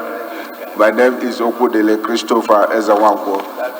I represent the good people of Orumba North and South Federal Constituency. Mr. Speaker, I'm from Anambra State, the light of the nation. Mr. Speaker, I rise to support the motion moved by Honorable Chinedu Benjamin Obidigwe. I so second. Mr. Any particular motion, so I now put a question. Amendment? Okay, Honorable Chiloka, sorry. Thank you, Right Honorable Speaker, honorable colleagues. My name is Obina Chidoka, representing Idemili North, Idemili South Federal Constituency of Anambra State. Mr. Speaker, honorable colleagues, you may wish to remember that in 2012, as he mentioned, and in 2015, when this flood happened across the length and breadth of Nigeria, the federal government had instituted a fund to be given to the states which had been affected by the flood. If you remember, Anambra State was conspicuously omitted from that list of states to benefit from that fund. And as you can see how much we lose perennially from flooding. So my amendment is that Anambra State must or should be included in the states to benefit from that funding. And once that is done, of course it's regressive. They should go back and, of course, pay them the ones they have missed out on. That's my amendment, Mr. Speaker. Any seconder? Yes, sir. Thank you, Mr. Speaker, honorable colleagues. My name is Honorable Ifeanyi Chudi Moma. I represent the good people of Ihiala Federal Constituency. I'm from Anambra State. I rise to second the amendment moved by Honorable Obina Chidoka. Thank you. Those in favor of the amendment say aye. Those against say nay. The ayes have it. Those in favor of the motion as amended say aye. Those against say nay. The ayes have it. Motion referred to the committees of the House. Respected colleagues, the next order of the day is a motion on need to provide leadership support mechanism for teaming youth in Nigeria. Sending now Honorable Carol Simon Elisha. Honorable Elisha is invited into the motion. Mr. Speaker, honorable colleagues, my name is Karu Simon Elisha. I represent the people of Kaltungo Shongom Federal Constituency. Mr. Speaker, I am from Gombe State. Mr. Speaker, I rise to move the motion on the need to provide leadership support mechanism for the teeming youths in Nigeria. The House notes that the youth population is the greatest asset of any nation, as they constitute the socio-economic and political leadership that forms a capital base for the development and sustenance of the country's present and future generations. Also notes that without adequate leadership development mechanism, the country's future leadership may remain in deficit, since the youth serve as a good measure of the extent to which the country can reproduce and sustain itself. Aware of the need to integrate the youth population into the mainstream leadership and consequently provide legislative and policy frameworks to ensure leadership skills among the youth. Also aware that although different national policies on youth development exist, they are currently insufficient to cater for the current youth bulge and the growing youth population and organizations, non-governmental organizations and student bodies. Concerned that the current youth development structures have become grossly inadequate, and as a result, some have immigrated outside the shores of the country to find greener pastures, thereby dissipating the country's human capital potentials. Resolve: urge the Federal Ministry of Youth and Sports to review and expand current youth centers to cater for the growing social needs of the youth.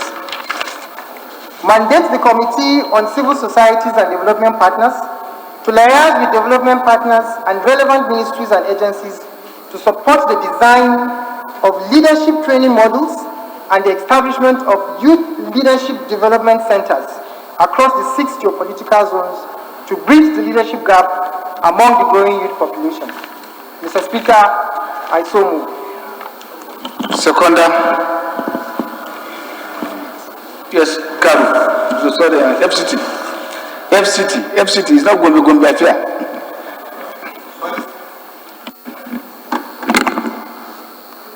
Mr. Speaker, my honorable colleagues, my name is Honorable Mika Johanna Jiba, a member representing the good people of Abuja Municipal and Boreria Council, Federal Constituency, FCT. I'm from Abuja. Mr. Speaker, I rise to second the motion moved by my honorable colleague. Mr. Speaker, I say second. Simon, in 1 minute, give us a synopsis of the motion. In 1 minute. Mr. Speaker, thank you very much for this opportunity. This motion has a futuristic appeal that requires that we act now. If you look at the current social issues we have around the country, from insecurity issues to other matters that has bedeviled this country, is largely perpetrated by young people. And it is an indication to actually make the leadership to look at the current population in the country and consider building certain structures that will safeguard the future from further loom into social problems. Mr. Speaker, it is no longer news that we have more people, more of Nigeria's population within the ranges of 0 to 14, which is about 43% of Nigeria's population, whereas the ages of 15 to 24 is about 33%, and then 19% constitutes 25 to 54.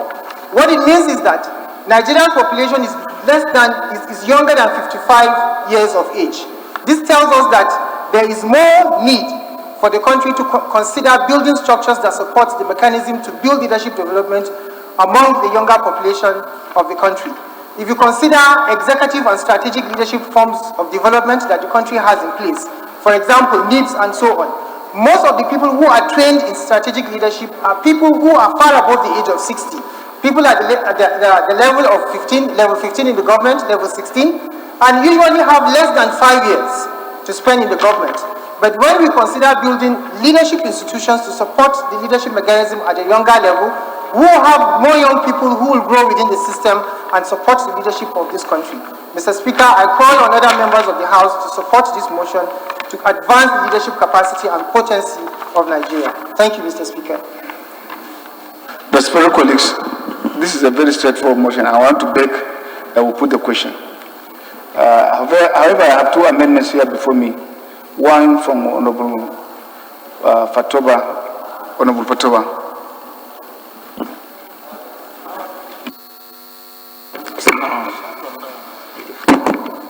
Thank you, Mr. Speaker.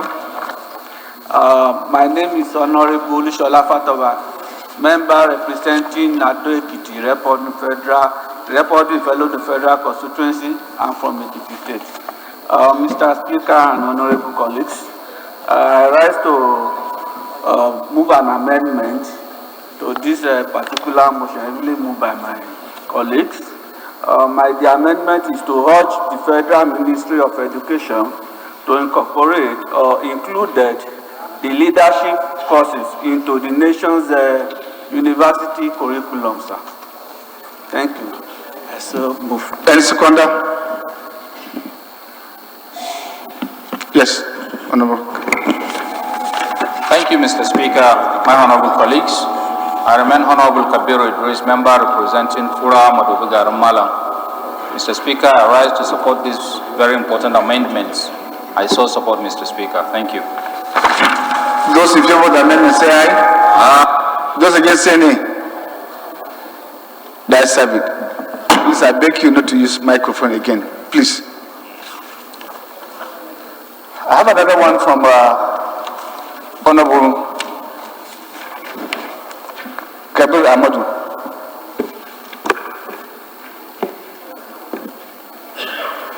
But I want to beg that what you have written here is not amendment. So try to make it in the form of amendment.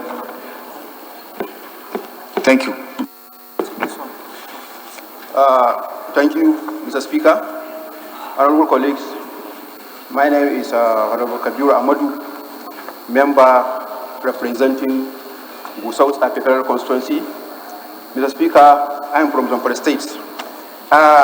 Mr. Speaker, my amendment is just that I want to add to our results that since the motion is talking about the leadership mechanism to our youth, I think there is need for us to add NYSC into our results, considering the scheme comprises of graduates,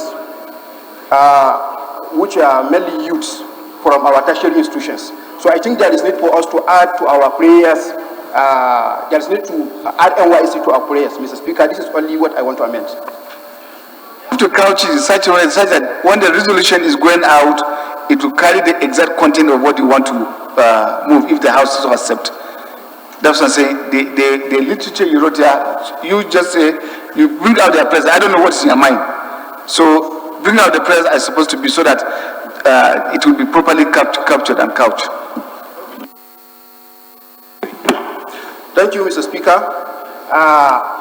Like I said, NYSC, considering the scheme comprises of graduates mainly from different tertiary institutions across the nation who can be best classified as future leaders and backbone on which well-being, progress and development of Nigeria will be based. And also, during the NYSC, the corpers are made it mandatory to partake in various programs that support youth development, leadership and vocational skills. Since all this is part of NYSC, I think there is need to add NYSC or to resolve in our prayers that NYSC there is need to be added in this motion. That's what I'm trying to bring in. What exactly are we asking NYSC to do? That is what should come as a prayer.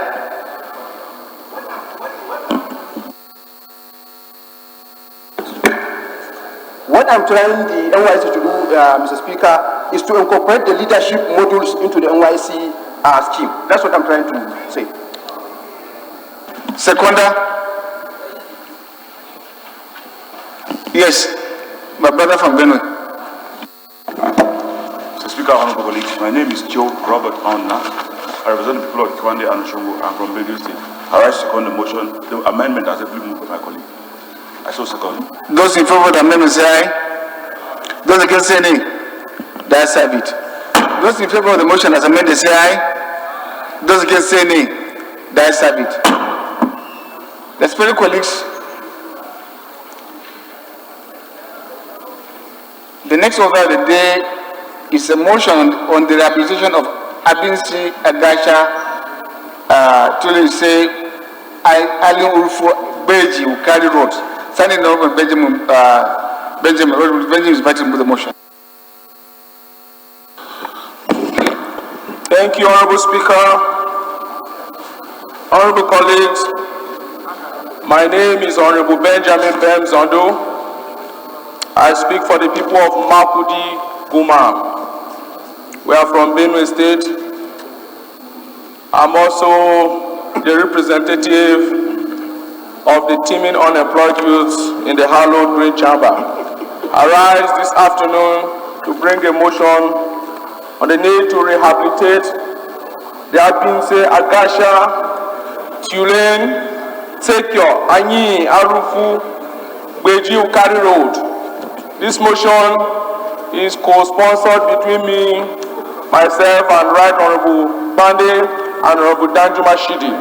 The House notes that the Abinse Agasha Tulane, Tekyo, Anyi, Arufu, Beji Ukari Road is an interstate road constructed during the then Benue Plateau State, linking Benue Plateau with the then Gongola State. Also note that the 120-kilometer road is a trunk A federal road with a crossing point across the river Kasnala at Tulane in Guma local government area of Benue State. The road runs through federal constituencies in Benue State, Makudi Guma, and Ukum Logo Kasnala federal constituency in and then a federal constituency in Taraba State. And the road is essential in the conveyance of farm produce to the northeast and the north central states of Nigeria. The House observed that since the construction of the road in 1975, about 45 years ago, there has been no form of maintenance or reconstruction of the failed section of the highway which links Guma and Logo local government areas of Benue State and Ukari local government area of Taraba State. Aware that the highway has deteriorated over the years with potholes in many parts, thus making it difficult for motorists to ply the road, thereby leaving communities and major settlements along the road like Agasha, Turen, Seabi, Tekyo, Ayiramo, Anyin, Arufu, Yoja, Begi, and Vase in Benue State and Ukari in Taraba State almost abandoned in spite of the high level of production of agricultural produce along the axis.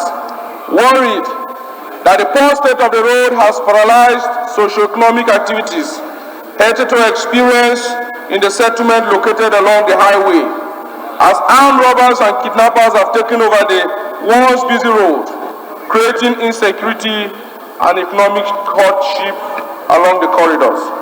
Cognizant that the residents of Guma and Logo in Benue State and Ukari in Taraba State, being major agrarian communities, need a road network for movement of people and farm produce to other parts of the country, particularly to the northeast zone where food is needed.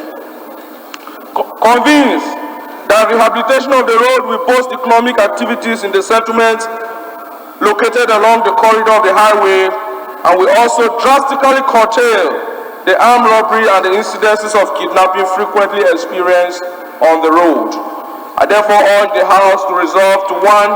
Urge the Federal Ministry of Works and Housing to commence the rehabilitation of Abinse, Agasha, Turen, Tekyo, Anyi, Arufu, Yojagbeji, Ukari Road.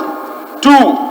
Mandate the Committee on Works and Appropriations to include the reconstruction of the road in the 2021 intervention project or the 2021 budget estimate. And finally, to also mandate the committee on legislative compliance to ensure implementation. I so move. Colleagues, this is an infrastructure-related motion. Yes, sir.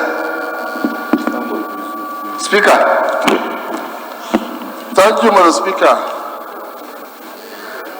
My name is Right Honorable Kabir Al-Asarurum. I represent Rano Kivi Abunkura Federal Constituency.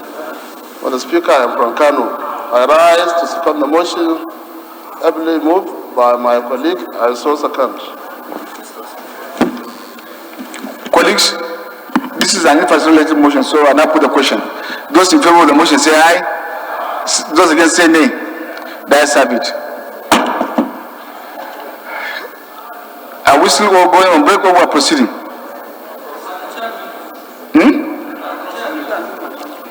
We should proceed? Thank you. The next order of the day is a motion on the deplorable condition of armed forces, police, and paramilitary barracks in Eti-Osa Federal Constituency, Lagos State, standing in the name of Honorable Brian Babijide of Banukuro is invited into the motion. Not on the floor?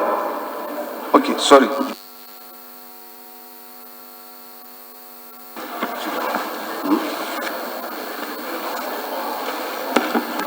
Mr. Speaker, leadership of the House, my colleagues, the press, and our guests, good afternoon. I am Representative Ibrahim Babajide of Banikoro, and I represent Eti-Osa Federal Constituency in the Center of Excellence, Lagos State. Mr. Speaker, sir, note that the Eti-Osa Federal Constituency embodies 19 various barracks, which includes Army, Navy, Air Force, Police, and the prisons.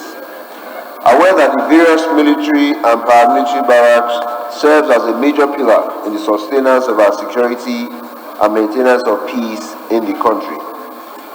Also aware that I embarked on a familiarization tour across the 19 barracks within that constituency, concerned with the deplorable and inhabitable condition of the structure within the various barracks. Further concerned with the lack of water supply and the likelihood of epidemic outbreak within these barracks and the entire Eti-Osa Federal Constituency due to environmental decay. I was appalled at the excess of decay when I saw the condition which members of our military and paramilitary with their members and with their family members are living in. Sir, worried that this negligence of the welfare of our barracks is affecting their physical, psychological, and well-being of the security personnel, thereby endangering the safety of all, including myself. My prayers are: 1. Urge the House to mandate the relevant committees to ensure the prompt rehabilitation of the aforementioned barracks. 2. The relevant committee should be mandated to relate with the various military and paramilitary formations to identify all barracks affected by such decay and negligence. And 3. Mandate the relevant committees to go on oversight of these barracks to see and assess with their own judgments. Thank you. Honorable Bende, I do not expect you that members haven't waited patiently to allow you to take your motion. Honorable, I don't expect you to go out because I beg you, after the convenience, you come back. Thank you. Seconder? Yes, sir. Mr. Speaker, my name is Honorable Jimo Olaifa. I rise to second the motion as moved by Honorable Ibrahim Obanikoro. I so second. Colleagues, this is an infrastructure-related motion. Amendment? Okay. Thank you very much once again, Mr. Speaker, honorable colleagues. My name is Honorable Ifeanyi Chudimoma. I represent the good people of Ihiala Federal Constituency. I'm from Anambra State. Thank you. Mr. Speaker, honorable colleagues, my amendment has to do with prayer 2. Because of course we know that the armed forces, the police and the paramilitary people, that we actually need some sort of reformations and correctional habits in them. And moreover, I think the prisons barracks is also there. So my amendment will read that mandate the committees on defense, police affairs and reformatory institutions to interface with the military and paramilitary formations. Thank you.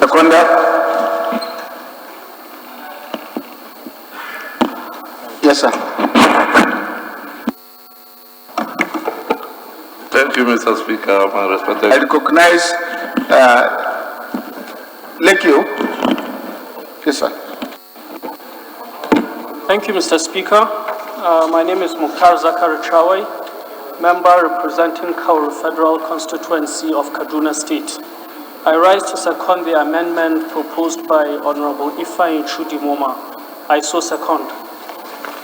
Those in favor of the amendment say aye. Those against say nay. The ayes have it. Those in favor of the motion as amended say aye. Those against say nay.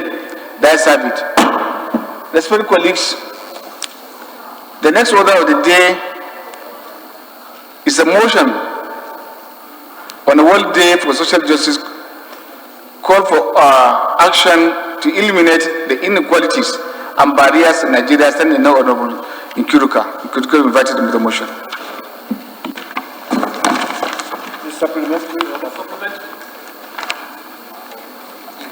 Thank you, Mr. Speaker, honorable colleagues. I am Kiruka Onyejoch. I represent the good people of Isukwatu Munochi, Federal Constituency. Mr. Speaker, honorable colleagues, I'm from Abia State. This motion is in commemoration of World Day of Justice, a call to eliminate the inequalities and barriers in Nigeria, and it's co-sponsored by my Chief Whip, Honorable M.T. Mugulu, and the Minority Leader, Honorable Ndudi Elumelu. The House notes that February 20th every year has been declared as the World Day of Social Justice, aimed at removing barriers based on gender, age, race, ethnicity, religion, culture, and disability. The House also notes that since 2009, every 20th February has been observed as the World Day of Social Justice, whose purpose is to focus on eliminating social injustice and to press for improvement and inclusive solutions for social justice. The House further notes that this year's theme is tagged Closing the Inequalities Gap to Achieve Social Justice, focusing attention on inequalities that affect labor relations, such as exploitation in employment and decent work agenda. The House is worried that 5 out of the Sustainable Development Goals, SDGs, of the United Nations, which is no poverty, zero hunger, gender equality, decent work, and economic growth and inequalities, covers issues that relate to social justice.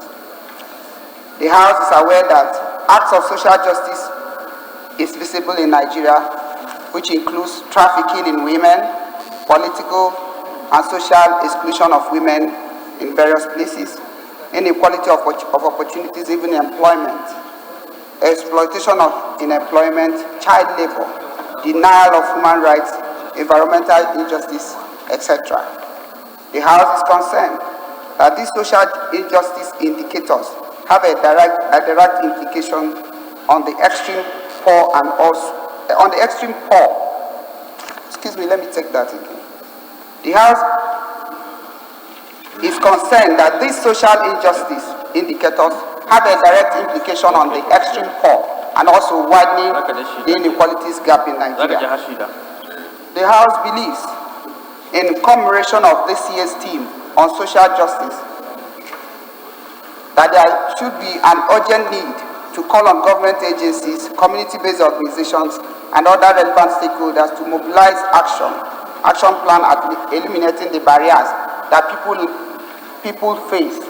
Example, unemployment, social exclusion, and poverty, as Nigeria is signatory to the Copenhagen Declaration of 14th March 1995, and today is 25 years after. The House urged the federal government to develop a short and long-term action plan in focusing on the issue of eliminating all acts of inequality in Nigeria, and also mandate the Committee on Women Affairs and Social Development, Justice and Labor, Employment and Productivity to ensure compliance and report back to the House within specified time that the House will do. I so move. Yes, Honorable Duku.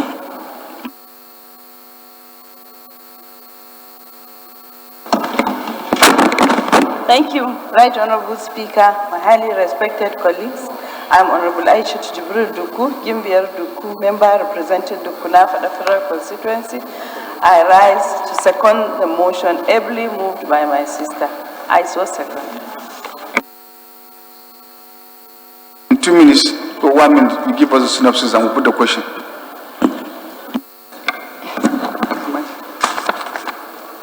Mr. Speaker, honorable colleagues, I am Kiru Gauye Georgia, and I represent the people of Isukwatu Federal Constituency. I'm from Abia State. Mr. Speaker, today is World Day of Social Justice, and this is just for the House to lend their voice to this particular day that has been slated all over the world to mark this day. And according to this year's theme, closing the inequalities gap to achieve social justice, and of course drawing from the SDGs, we should be looking at certain inequalities that have existed in time past and is still perverting as we speak. For instance, as we speak, Mr. Speaker, honorable colleagues, we still have this casualization of workers in several industries. And I also know that it is injustice for somebody to be employed for years, maybe so for upward of 20 years, 25 years, and the person is still placed on casualization. That means that the person who is employed under casualization policy will not be promoted, and the person is not going to be pensionable, the person is not going to have retirement benefit. This is injustice. These are honorable colleagues. The insecurity we have all over the world, and especially in Nigeria, if we look at it, there are injustices that are being meted to the people. But this one now is not from government, it's from individuals who have taken up arms and all that. And Mr. Speaker, honorable colleagues, there is no way we'll be talking about development when we do not address the issue of injustice. So today is just for the Parliament to take note that this particular day is slated for issues that borders on injustice. As a house, we can come up with solutions on how to tackle this injustice, but with particular reference to those ones that are impeding our development as a country. We cannot continue to sit down here where people are suffering injustice and then we expect development, because anyone who is faced with issues of injustice is deprived already. And of course, like we move the motion on the compulsory free education in the country. And if people, as we speak, are not getting free and compulsory education, I'm supposed to believe, and I know that everybody believes, that it is injustice against those particular people. Come and talk about this disabled people amongst us. Mr. Speaker, there are some people who are disabled. It's not because they choose to be, and the society is not taking care of them. If you're coming to National Assembly today, you do not have spaces for wheelchairs to bring people to the chamber, even in hospitals, even in our public institutions. So these are issues that are bordered on injustice, and I believe that this motion is just awakening us to know that one injustice to one is injustice to all, and I plead that my colleagues should lend their voice to this and then pass it.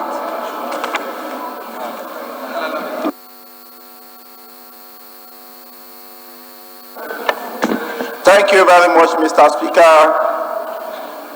Today Well, firstly, my name is Honorable Chinedu Benjamin Obidigwe, representing Anambra East and West Federal Constituency, Anambra State.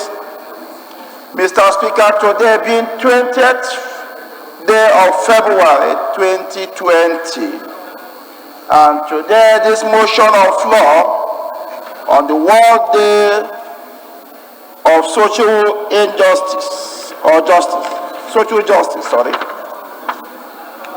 is a very remarkable one. This is supposed to be a day our country, Nigeria, will be reflecting on our doing and undoing. It is supposed to be a day we will be reflecting on how many people have been trafficked out of this country. It's supposed to be a day we will be reasoning on how many youths who in the search of their greener pasture left the shores of this country and died in the Mediterranean Sea. It's supposed to be a day we would be thinking to what extent have we cared about our younger ones, the children.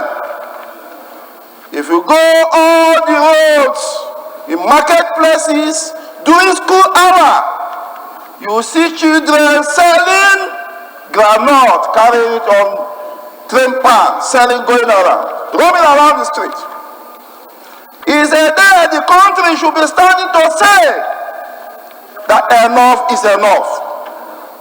It's a day we begin as a hello chamber to reason the best way we can engage our youths to be gainfully employed and highly meaningful for our future.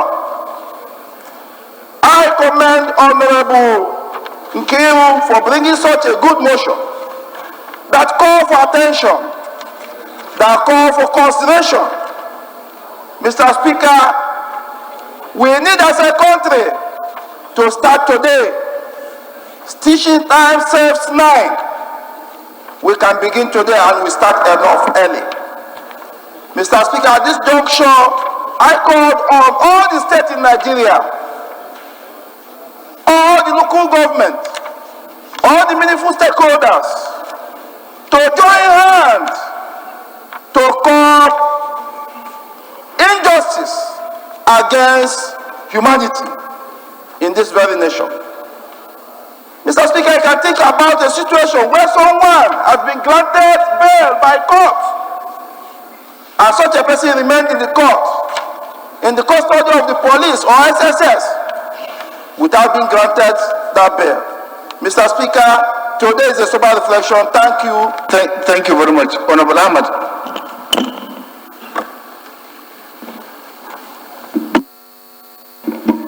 Thank you, Mr. Speaker. Honorable Ahmed Jaha Babao is my name. Chief of Damboa Goza Federal Constituency is where I represent.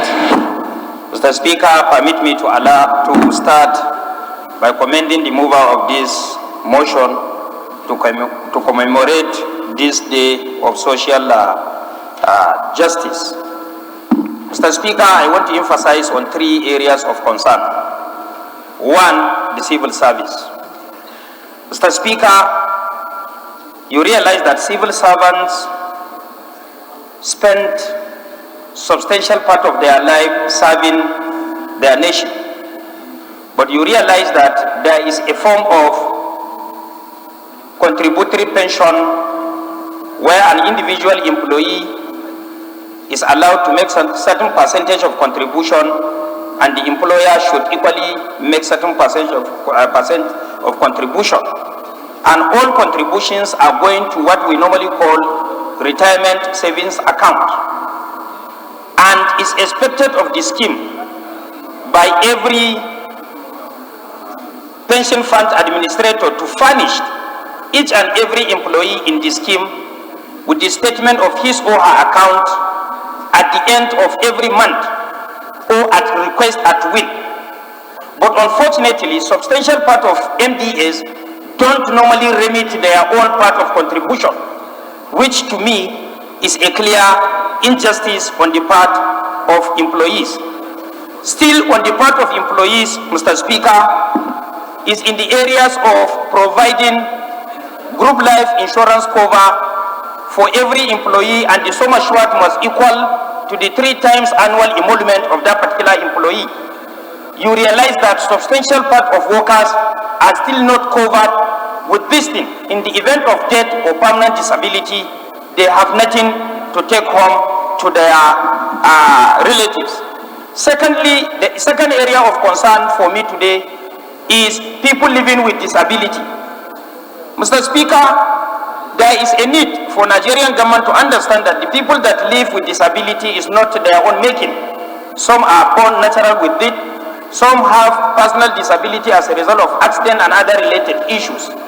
But if we are designing structures in Nigeria, particularly public institutions, we don't take into cognizance the existence of these people living with permanent disability. So there is a need for all relevant agencies to take into cognizance whenever they are embarking on building public structure, to take into cognizance usage of things like lift, escalators, and other slabs that people living with disability can equally have access to that particular organization. Another thing, the people designing what they normally call, is it flyover or what do they call it? I don't know, I'm not an engineer. You realize that in some advanced countries of the world, they provide a side lift so that a person living with disability can use that lift, and that lift can take him or her up so that he can cross the road. So all these, if we can take into cognizance, should be taken into cognizance whenever we are designing something like this. So this is my contribution. Thank you. Yes, Honorable Munguno. Honorable Speaker, for all members, my name is Mohamed Tahir Munguno. I represent Marke Munguno, Ganze Federal Constituency of Borno State. My contribution will come against the backdrop of one of the cardinal principles of this government that seeks to lift 10 million people out of poverty. And this motion and this day that we are celebrating coincides with this noble agenda of the government to lift 10 million people out of poverty. And for the government to achieve that, there is a need for us to pursue to its logical conclusion, now that we are embarking upon constitutional amendment to amend the provision of the Constitution which states that education, which brought education under the directive principles of state policy and take it to fundamental human rights, so that education can now be justiciable, unlike before why it is not justiciable, because education is a veritable tool that we can deploy with a view to attaining not only basic literacy and numeracy, but to lift people out of poverty. So in consonance with this day and in consonance with the United Nations Declaration, I urge my colleagues to, at the appropriate time, wholeheartedly support this provision of the Constitution that is sought to be amended to make education a fundamental human right, as opposed to remaining under the fundamental objectives and directives principle of state policy, and take it to fundamental human rights so that it can be justiciable and this noble aim of government will be attained. That is my contribution. Thank you. Thank you. Let's very colleagues. I thought we need to move forward. There are a lot of other listen. The message is very clear. We have keyed into the international. I want to beg. We have keyed into it, and we have recognized it there, and we are also part of the nationwide, worldwide. Those in favor of the motion say aye. Those against say nay. That is it. Respected colleagues, the next order of the day is a motion on need to investigate the allegation of breach of due process in the ongoing recruitment exercise by the Nigerian National Petroleum Corporation, standing now on Honorable Nicholas Osai. Honorable Osai invited to move the motion.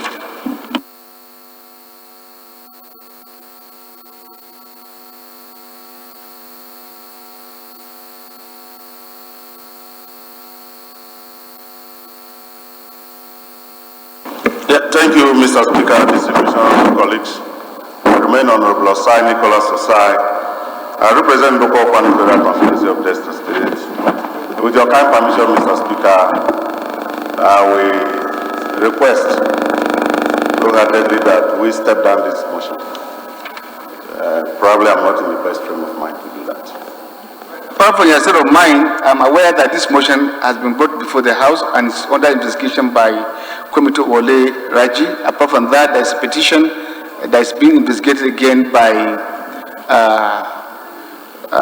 the Chairman of Public Petition, Committee on Public Petition on this very same matter. And it will sound as if deletory as far as by my own opinion, with the numbers of investigation going on. Thank you very much. So, motion step down by leave of the House. Respected colleagues, the next order of the day is a motion on need to investigate the non-remittance of aid.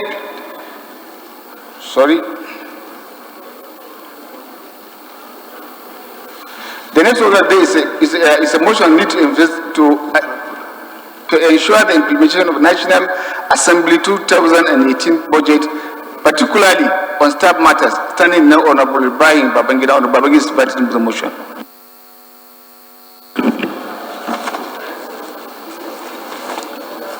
Mr. Speaker, honorable colleagues, my name remains Honorable Babangida Ibrahim. I'm representing Manampashi, Darfur Federal Constituency. I'm from Katsina State. Mr. Speaker, honorable colleagues, I rise to move a motion on the need to ensure the implementation of the National Assembly budget of 2018, particularly on staff matters. The House notes that on Thursday, 20th December 2018, the report of Committee on Finance and Judiciary on the need to ensure implementation of National Assembly budget was adopted on the floor of the House. The House should also note that the report of the Committee and the provision of 2018 Appropriation Acts show that on monthly basis, what the National Assembly and Judiciary were receiving on first line charge was short by 1,208,333,333 naira 33 kobo and 833,333,333.33 kobo respectively for both National Assembly and Judiciary. Also aware of the resolution of the House, there were two resolutions then. One, to order the Minister of Finance to release 100% on the first line charge for both National Assembly and Judiciary as captured in 2018 Appropriation Act. Concern that the failure of the Minister of Finance to comply with the resolution of the House has continued to affect the smooth operation of National Assembly. Result 2. 1. Set up ad hoc committee to liaise with the Minister of Finance to ensure that all outstanding arrears of first line charge for both the National Assembly and Judiciary related to 2018 and 2019 Appropriation Act are paid. Resolution number 2.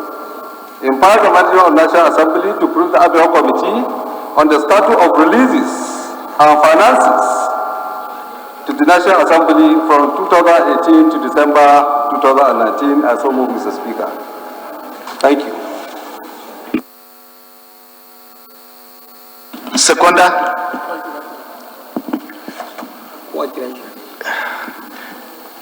Yes, Honorable Luga. Thank you, Mr. Speaker. Honorable colleagues, my name is Honorable Taiwo Oluka. I represent all the people of Rewali Federal Constituency. Mr. Speaker, I am from Osho State. I rise to second the motion as moved by Honorable Babangida. I so second. Thank you, sir.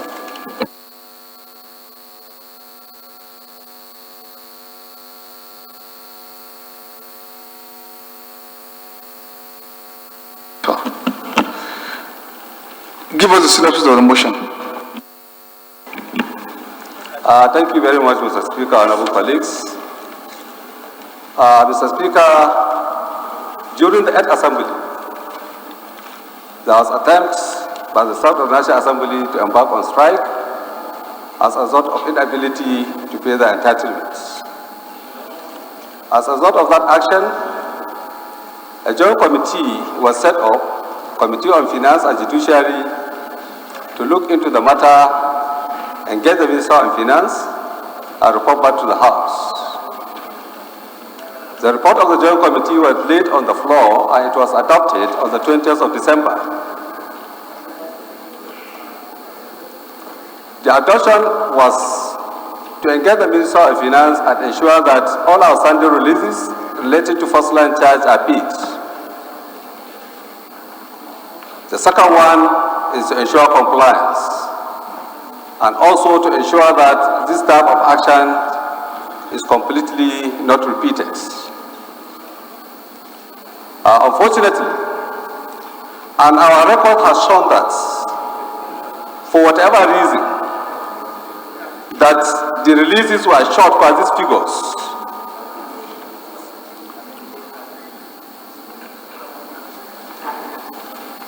For whatever reason, the Minister of Finance need to understand that first line charges are supposed to be paid 100%.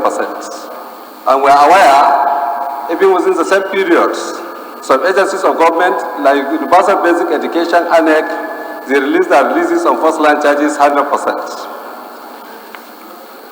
Mr. Speaker, honorable colleagues, we are all aware that currently the National Assembly is facing a lot of challenges. And these challenges has to do with the inability for the Minister of Finance to release, for example, in the first 2018, about 14 billion naira, which is outstanding unremitted funds. That is why I brought this motion, since it was already adopted and resolved on the floor of this House, to do a follow-up on this matter. And also, to invite the National Assembly management to brief us on the status of the releases and finances so that we know the extent of financial challenges the National Assembly is facing. Thank you very much. Any further contribution?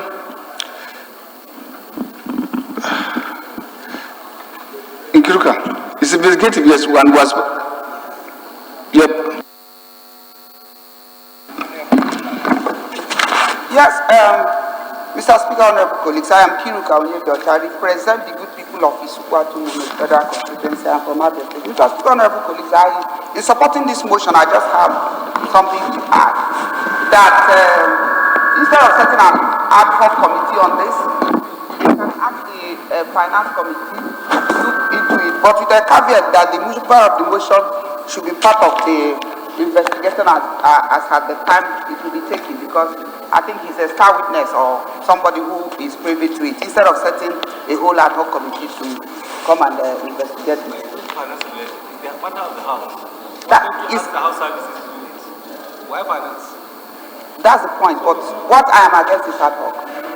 It could be House services the way you said. But anyway, what I am saying is that I support the motion, but I believe that setting up of an ad hoc committee to address this may not just be good. But he is also saying that it's not a financial issue that concerns the Committee on Finance. And I'm saying it's either the leadership or, as he is saying, maybe House services. But whichever that committee that is going to look at it should also help him if he's not a member of that committee, because as far as I'm concerned, he knows much about this as a star witness to be, instead of setting up another committee. That's my own humble submission. Do you say star witness? Thank you. I think you are too. Yes, on the side. Thank you, Mr. Speaker, distinguished honorable colleagues. I remain honorable Osai Nicholas Osai. I represent the Plenary Federal Constituency of Delta State. Mr. Speaker, I support this motion wholeheartedly, and with the prayer itself, I give a lot of support because I was in a committee of finance with Honorable Ibrahim Babangida in the 8th Assembly. And vividly, we confronted the Minister of Finance as of that time. The reason why most of these issues are not adhered to, that is questioning the authority of an appropriation. to Appropriation Act. So to that extent, probably you need carefully an independent body. Probably that's why you raised issues of ad hoc committee. And we have been constituting an ad hoc committee when we looked at an issue that borders and matters on issues, let us another eye looked at it, because the consulted committee has been looking at it before and probably have not been able to explain that there's a problem. So on that ground, Mr. Speaker, I wholeheartedly support the Honourable Speaker and the House to consult an ad hoc committee in respect of this issue. I so submit, Mr. Speaker. Yes, Honourable Anderson. Thank you, Mr. Speaker, honourable colleagues. Musa Sarkin Adar, I represent Gadagoro in the constituency. I think this matter, I will appreciate Honourable Babangira's effort to bring it up here. But I would like us to understand what we are facing. What Babangira was trying to draw is the attention of the paucity of funds in the National Assembly, to my understanding, of which I can subscribe to, because until now, most of our legislative aides have not been paid their entitlement of severance. My one has not been paid. And I know many who have not been paid. I know some of the staffs, permanent and ad hoc, working with us, complaining of some of their dues that have not been met. So if this is the case, there's no problem for us to investigate, find out the releases of finances due to us as budgeted. Is it proper, and is it being accomplished? If no, yes, we should find a way of investigating to find out what happened, so that we will not have this problem. Even last week, the House media speaker has said National Assembly need more money, and President Buhari yesterday admitted we need enough funds to carry out our jobs as it is supposed to be. In this circumstance, I would like us to find a way that we can resolve this matter, so that we can have enough funds to do our duties, and the staff working for us, they should have what it is. Mr. Speaker, we shouldn't go beyond this. There are certain that cannot be said. As of today, many of us, when we write request, approval are given by you and the Speaker. When it comes to process, it takes months before these funds come to us. As of today, I have about 4 referrals that I'm supposed to report to the House within 2-3 weeks. Until now, I've not been given a couple. The argument always is there are no funds. There are no funds. So please, let us do justice to this institution and to the nation. Let us know who is holding our money, so that we can do our job as at when to. Thank you.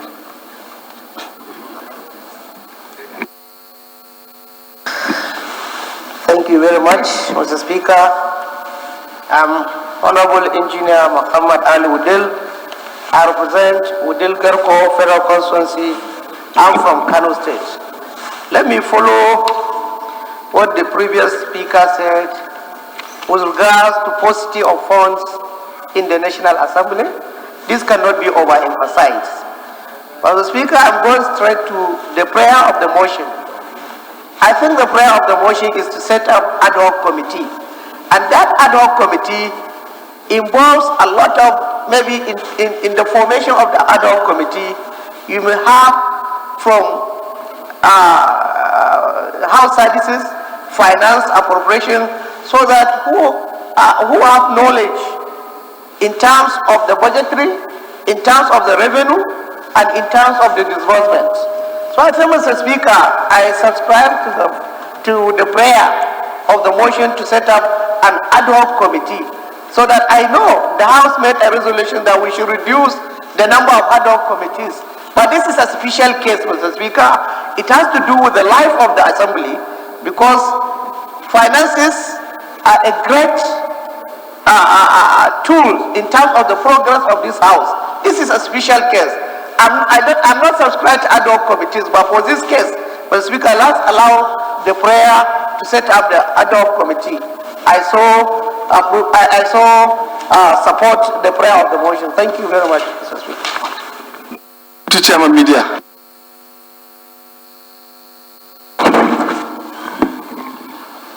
Mr. Speaker, sir, honorable colleagues, I'm Lawan Shatima Ali, representing Brusari, Gaidami, Nusari Federal Constituency. I'm from UBSA, sir.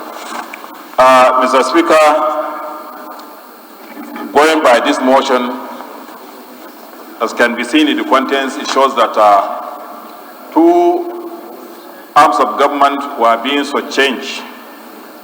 That's the legislature as well as the judiciary. In this regard, Mr. Speaker, has been moved by Honorable Babangida and being seconded by honorable colleagues.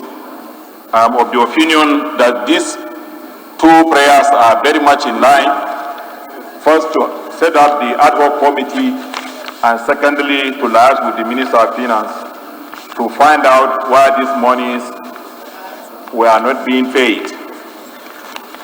Mr. Speaker, when we talk of first line charge, it means has to be done up. It means to pay upfront before even other activities or sharing of the grants can be considered. But unfortunately, because the legislature as well as the judiciary have no representative in the disbursement committee, maybe that's why we were being shortchanged. In this regard, this honorable house, I believe, will support this motion for the house to set up the committee for this special assignment, at least to get positive result in good time. I so submit, sir. Yes, Aboga. Mr. Speaker, honorable colleagues, my name remains Honorable Sylvester Baga. Mr. Speaker, when we talk about just 24 hours ago, we are talking of transparency when we launched the Green Chamber magazine. We shouldn't shy away from the prayer of this motion. The prayer is talking about setting ad hoc committee. And this is an issue that involves so many committees as has been adduced by the earlier speakers. And in this case, we are talking about first line charge. And we understand what that means. It's not like we are talking about releases in batches and so on. So let us know where the problem is. Let us know whether it is a challenge on the ability of the House to do its constitutional duties of budgetary management.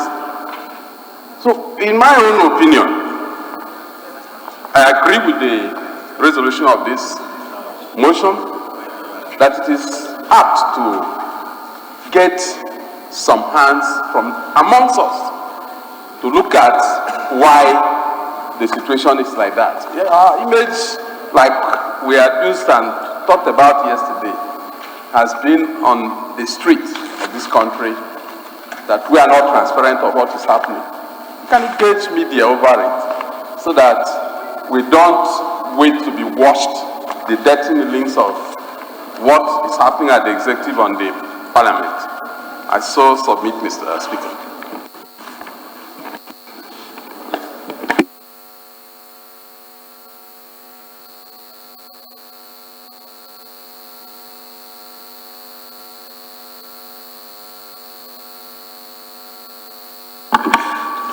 Thank you very much, Mr. Speaker. Actor Ibrahim Al-Mustafa, member representing Wurno, the Abafra constituency, from Sokoto State. Mr. Speaker, I rise to lend my voice in support of this motion ably moved by Honorable Babangida Ibrahim. Ordinarily, we shouldn't have commented on this. Why? Because maybe the whole country will look at us as maybe we are trying to do justice to ourselves. But the fact remains that today, legislature as an important arm of government is seriously facing financial challenges. If releases from January 2018 to date that affect the welfare of the staff, the operational needs of the National Assembly are not released, despite the fact that the National Assembly as an arm of government is placed on the first line charge Mr. Speaker, is of great concern. And I think all the prayers, as requested by the mover of this motion, should be granted. There's need to investigate and find out why. Because at the end of the day, as an arm of government, if it's not equitably financed, we may find ourselves in trouble, Mr. Speaker, of not discharging our constitutional responsibility. So this is a very important and timely motion and should be given a very important attention, Mr. Speaker. I so support. Thank you very much. Put a question. Okay. Honorable Speaker, honorable members, my name is Mohamed Tahir Munguno. I represent Marke Munguno, Gaza Federal Constituency of Borno State. Mr. Speaker, honorable members, the system of government that we are now oppressing is a presidential system of government that presupposes separation of powers and independence of each arm of government. That is why clearly our functions were outlined in section 4, 5, and 6 of the Constitution. And the reasoning behind placing the judiciary and the National Assembly on first-line charge is to guarantee the independence of these arms of government. Because in a situation whereby any arm of government, either the judiciary or the legislature goes to the executive, cup in hand, to beg for funds to run its operation, then its independence is compromised and it is doing violence to the very clear and unequivocal provision of the Constitution that guarantees the independence of these arms of government, and it goes even counter to the presidential system of government that we are operating. So it is now left for the House to rise to the occasion and jealously guard and protect its independence, and that is by way of making sure that all that is due to it as first line charge should be given to the House or to the National Assembly, as the case may be, without let or hindrance. Thank you.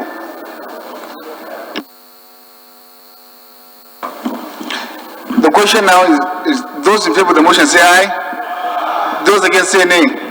That's have it.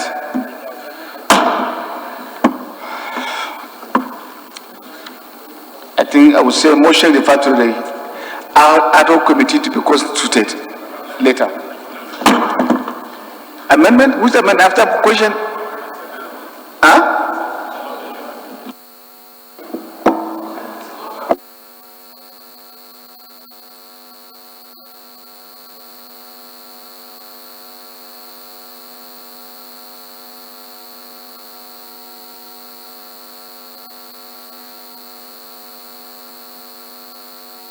The name of the day is a motion need to investigate the non-remittance of 8 trillion naira into the Federation account by the Nigerian Post Authority.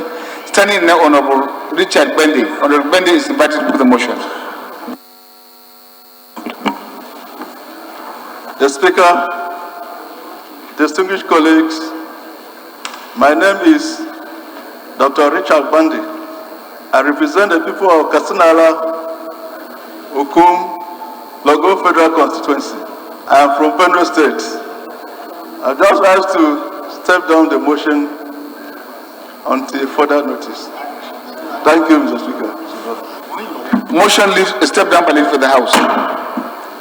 Respected colleagues, the 14th order of the day is consideration of bill for an act to provide for the establishment of Adeyemi Federal University of Education, Ondo, for promotion and development of teachers' education in Nigeria and for related matters. Honorable members will recall that the bill was committed to the Committee of the Whole on Thursday, 21st November 2019. Honorable Makinde Abiola will move for this consideration.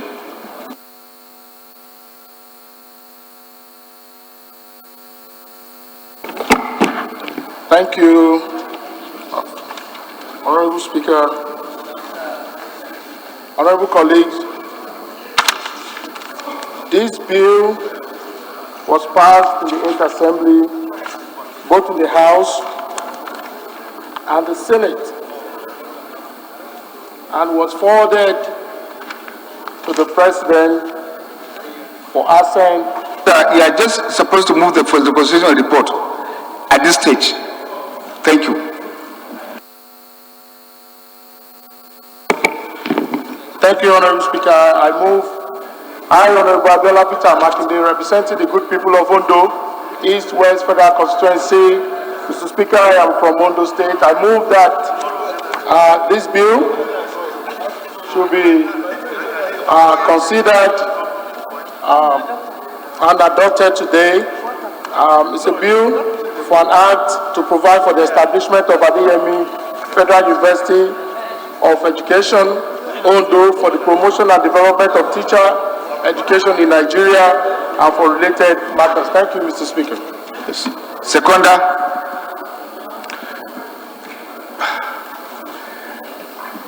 Yes, Adama.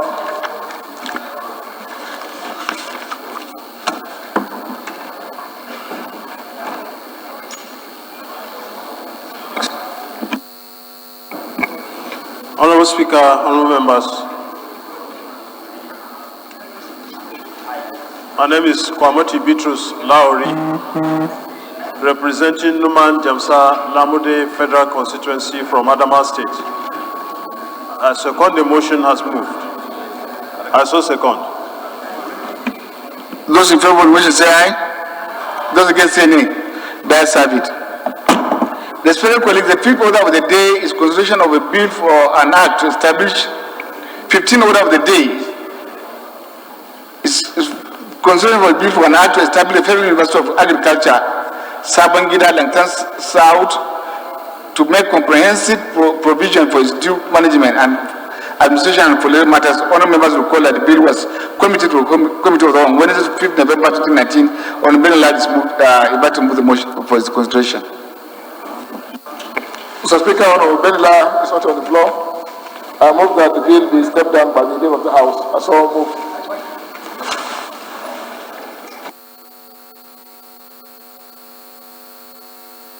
Thank you. Leave the bill stepped down by the bill of the House. Constitution stepped down by the leader of the House. Respected colleagues, the 16th order of the day is concerned of a bill for an act to establish the Chartered Institute of Administration of Nigeria and to make provisions, among other things, for membership of the control of profession of public administration and for related matters. All members will recall that the bill was committed to committee of the whole on Wednesday, 6th November 2019. Honorable Gideon Goni will move for his consideration. Thank you, Mr. Speaker. Honorable colleagues, my name is Honorable Gideon Goni. I come from Kaduna State and I represent Kaura Federal Constituency. Mr. Speaker, honorable colleagues, I move that a bill for an act to establish the Chartered Institute of Public Administration of Nigeria and to make provisions, among other things, for membership and control of the profession of public administration and for related matters, HB 329. Mr. Speaker, honorable colleagues, I move that this bill, the report of this bill be considered in the committee of the whole. Konda,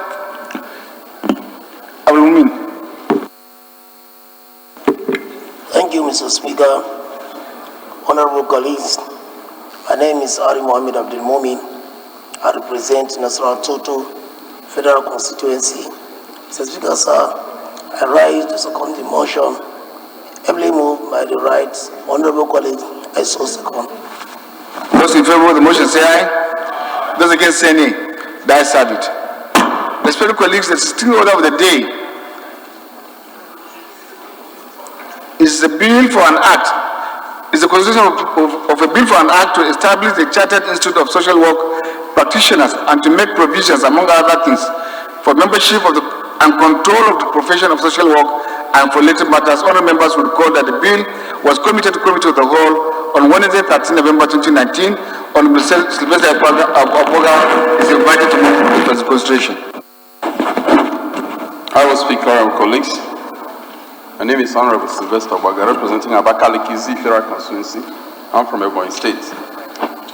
I move that the bill for an act to establish social works practitioners and to make provisions, among other things, for membership and control of the professions of social works and for other related matters be considered and adopted today. I so move, Mr. Speaker. Seconder, Jega.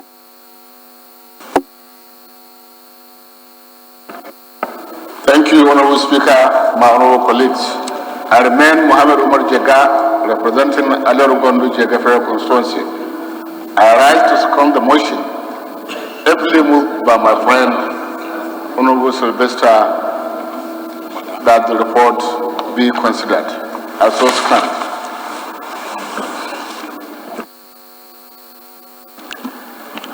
Those in favor of the motion say aye. Those against say nay. The ayes have it. Respected colleagues, the 18th order of the day is consideration of a bill for an act to establish the Nigerian Peace Corps to develop, empower, and provide gainful employment for youth, facilitate peace, volunteerism, community service, neighborhood watch, and nation building, and for related matters. All members would call the bill was committed committee of the whole on 28 July 2019 on the third Mongolian Institute for consideration. Honorable.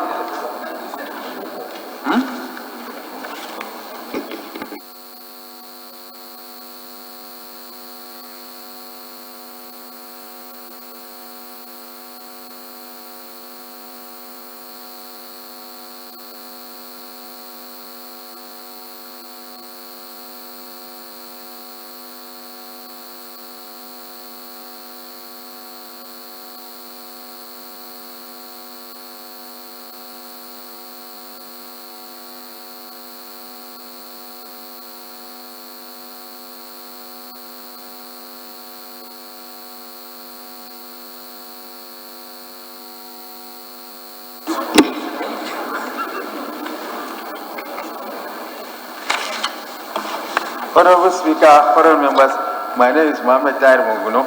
I represent Marte Monguno, Ganzai Federal Constituency of Borno State. I am craving for the indulgence of the House to step down the consideration of this bill because there are issues that are yet to be sorted out. Please step down by the leader of the House. Respected colleagues,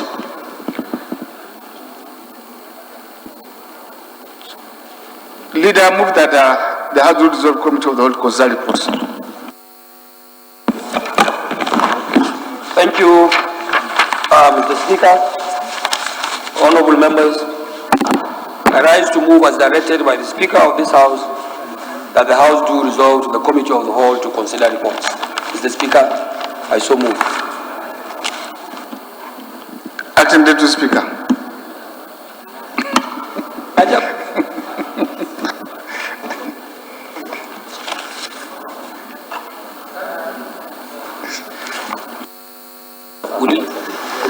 Thank you very much, Mr. Speaker, and also for calling me Acting Deputy Speaker. I am Honorable Engineer Muhammad Ali Udil. I represent Udil Garko Federal Constituency. I'm from Kano State. Our Speaker, I rise to second the motion as ably moved by the powerful at home and the National Assembly Leader, Honorable Alassane Ado Garba. Those in favor of the motion say aye. Those against nay, the ayes have it. House is hereby dissolve the committee of the whole consider reports.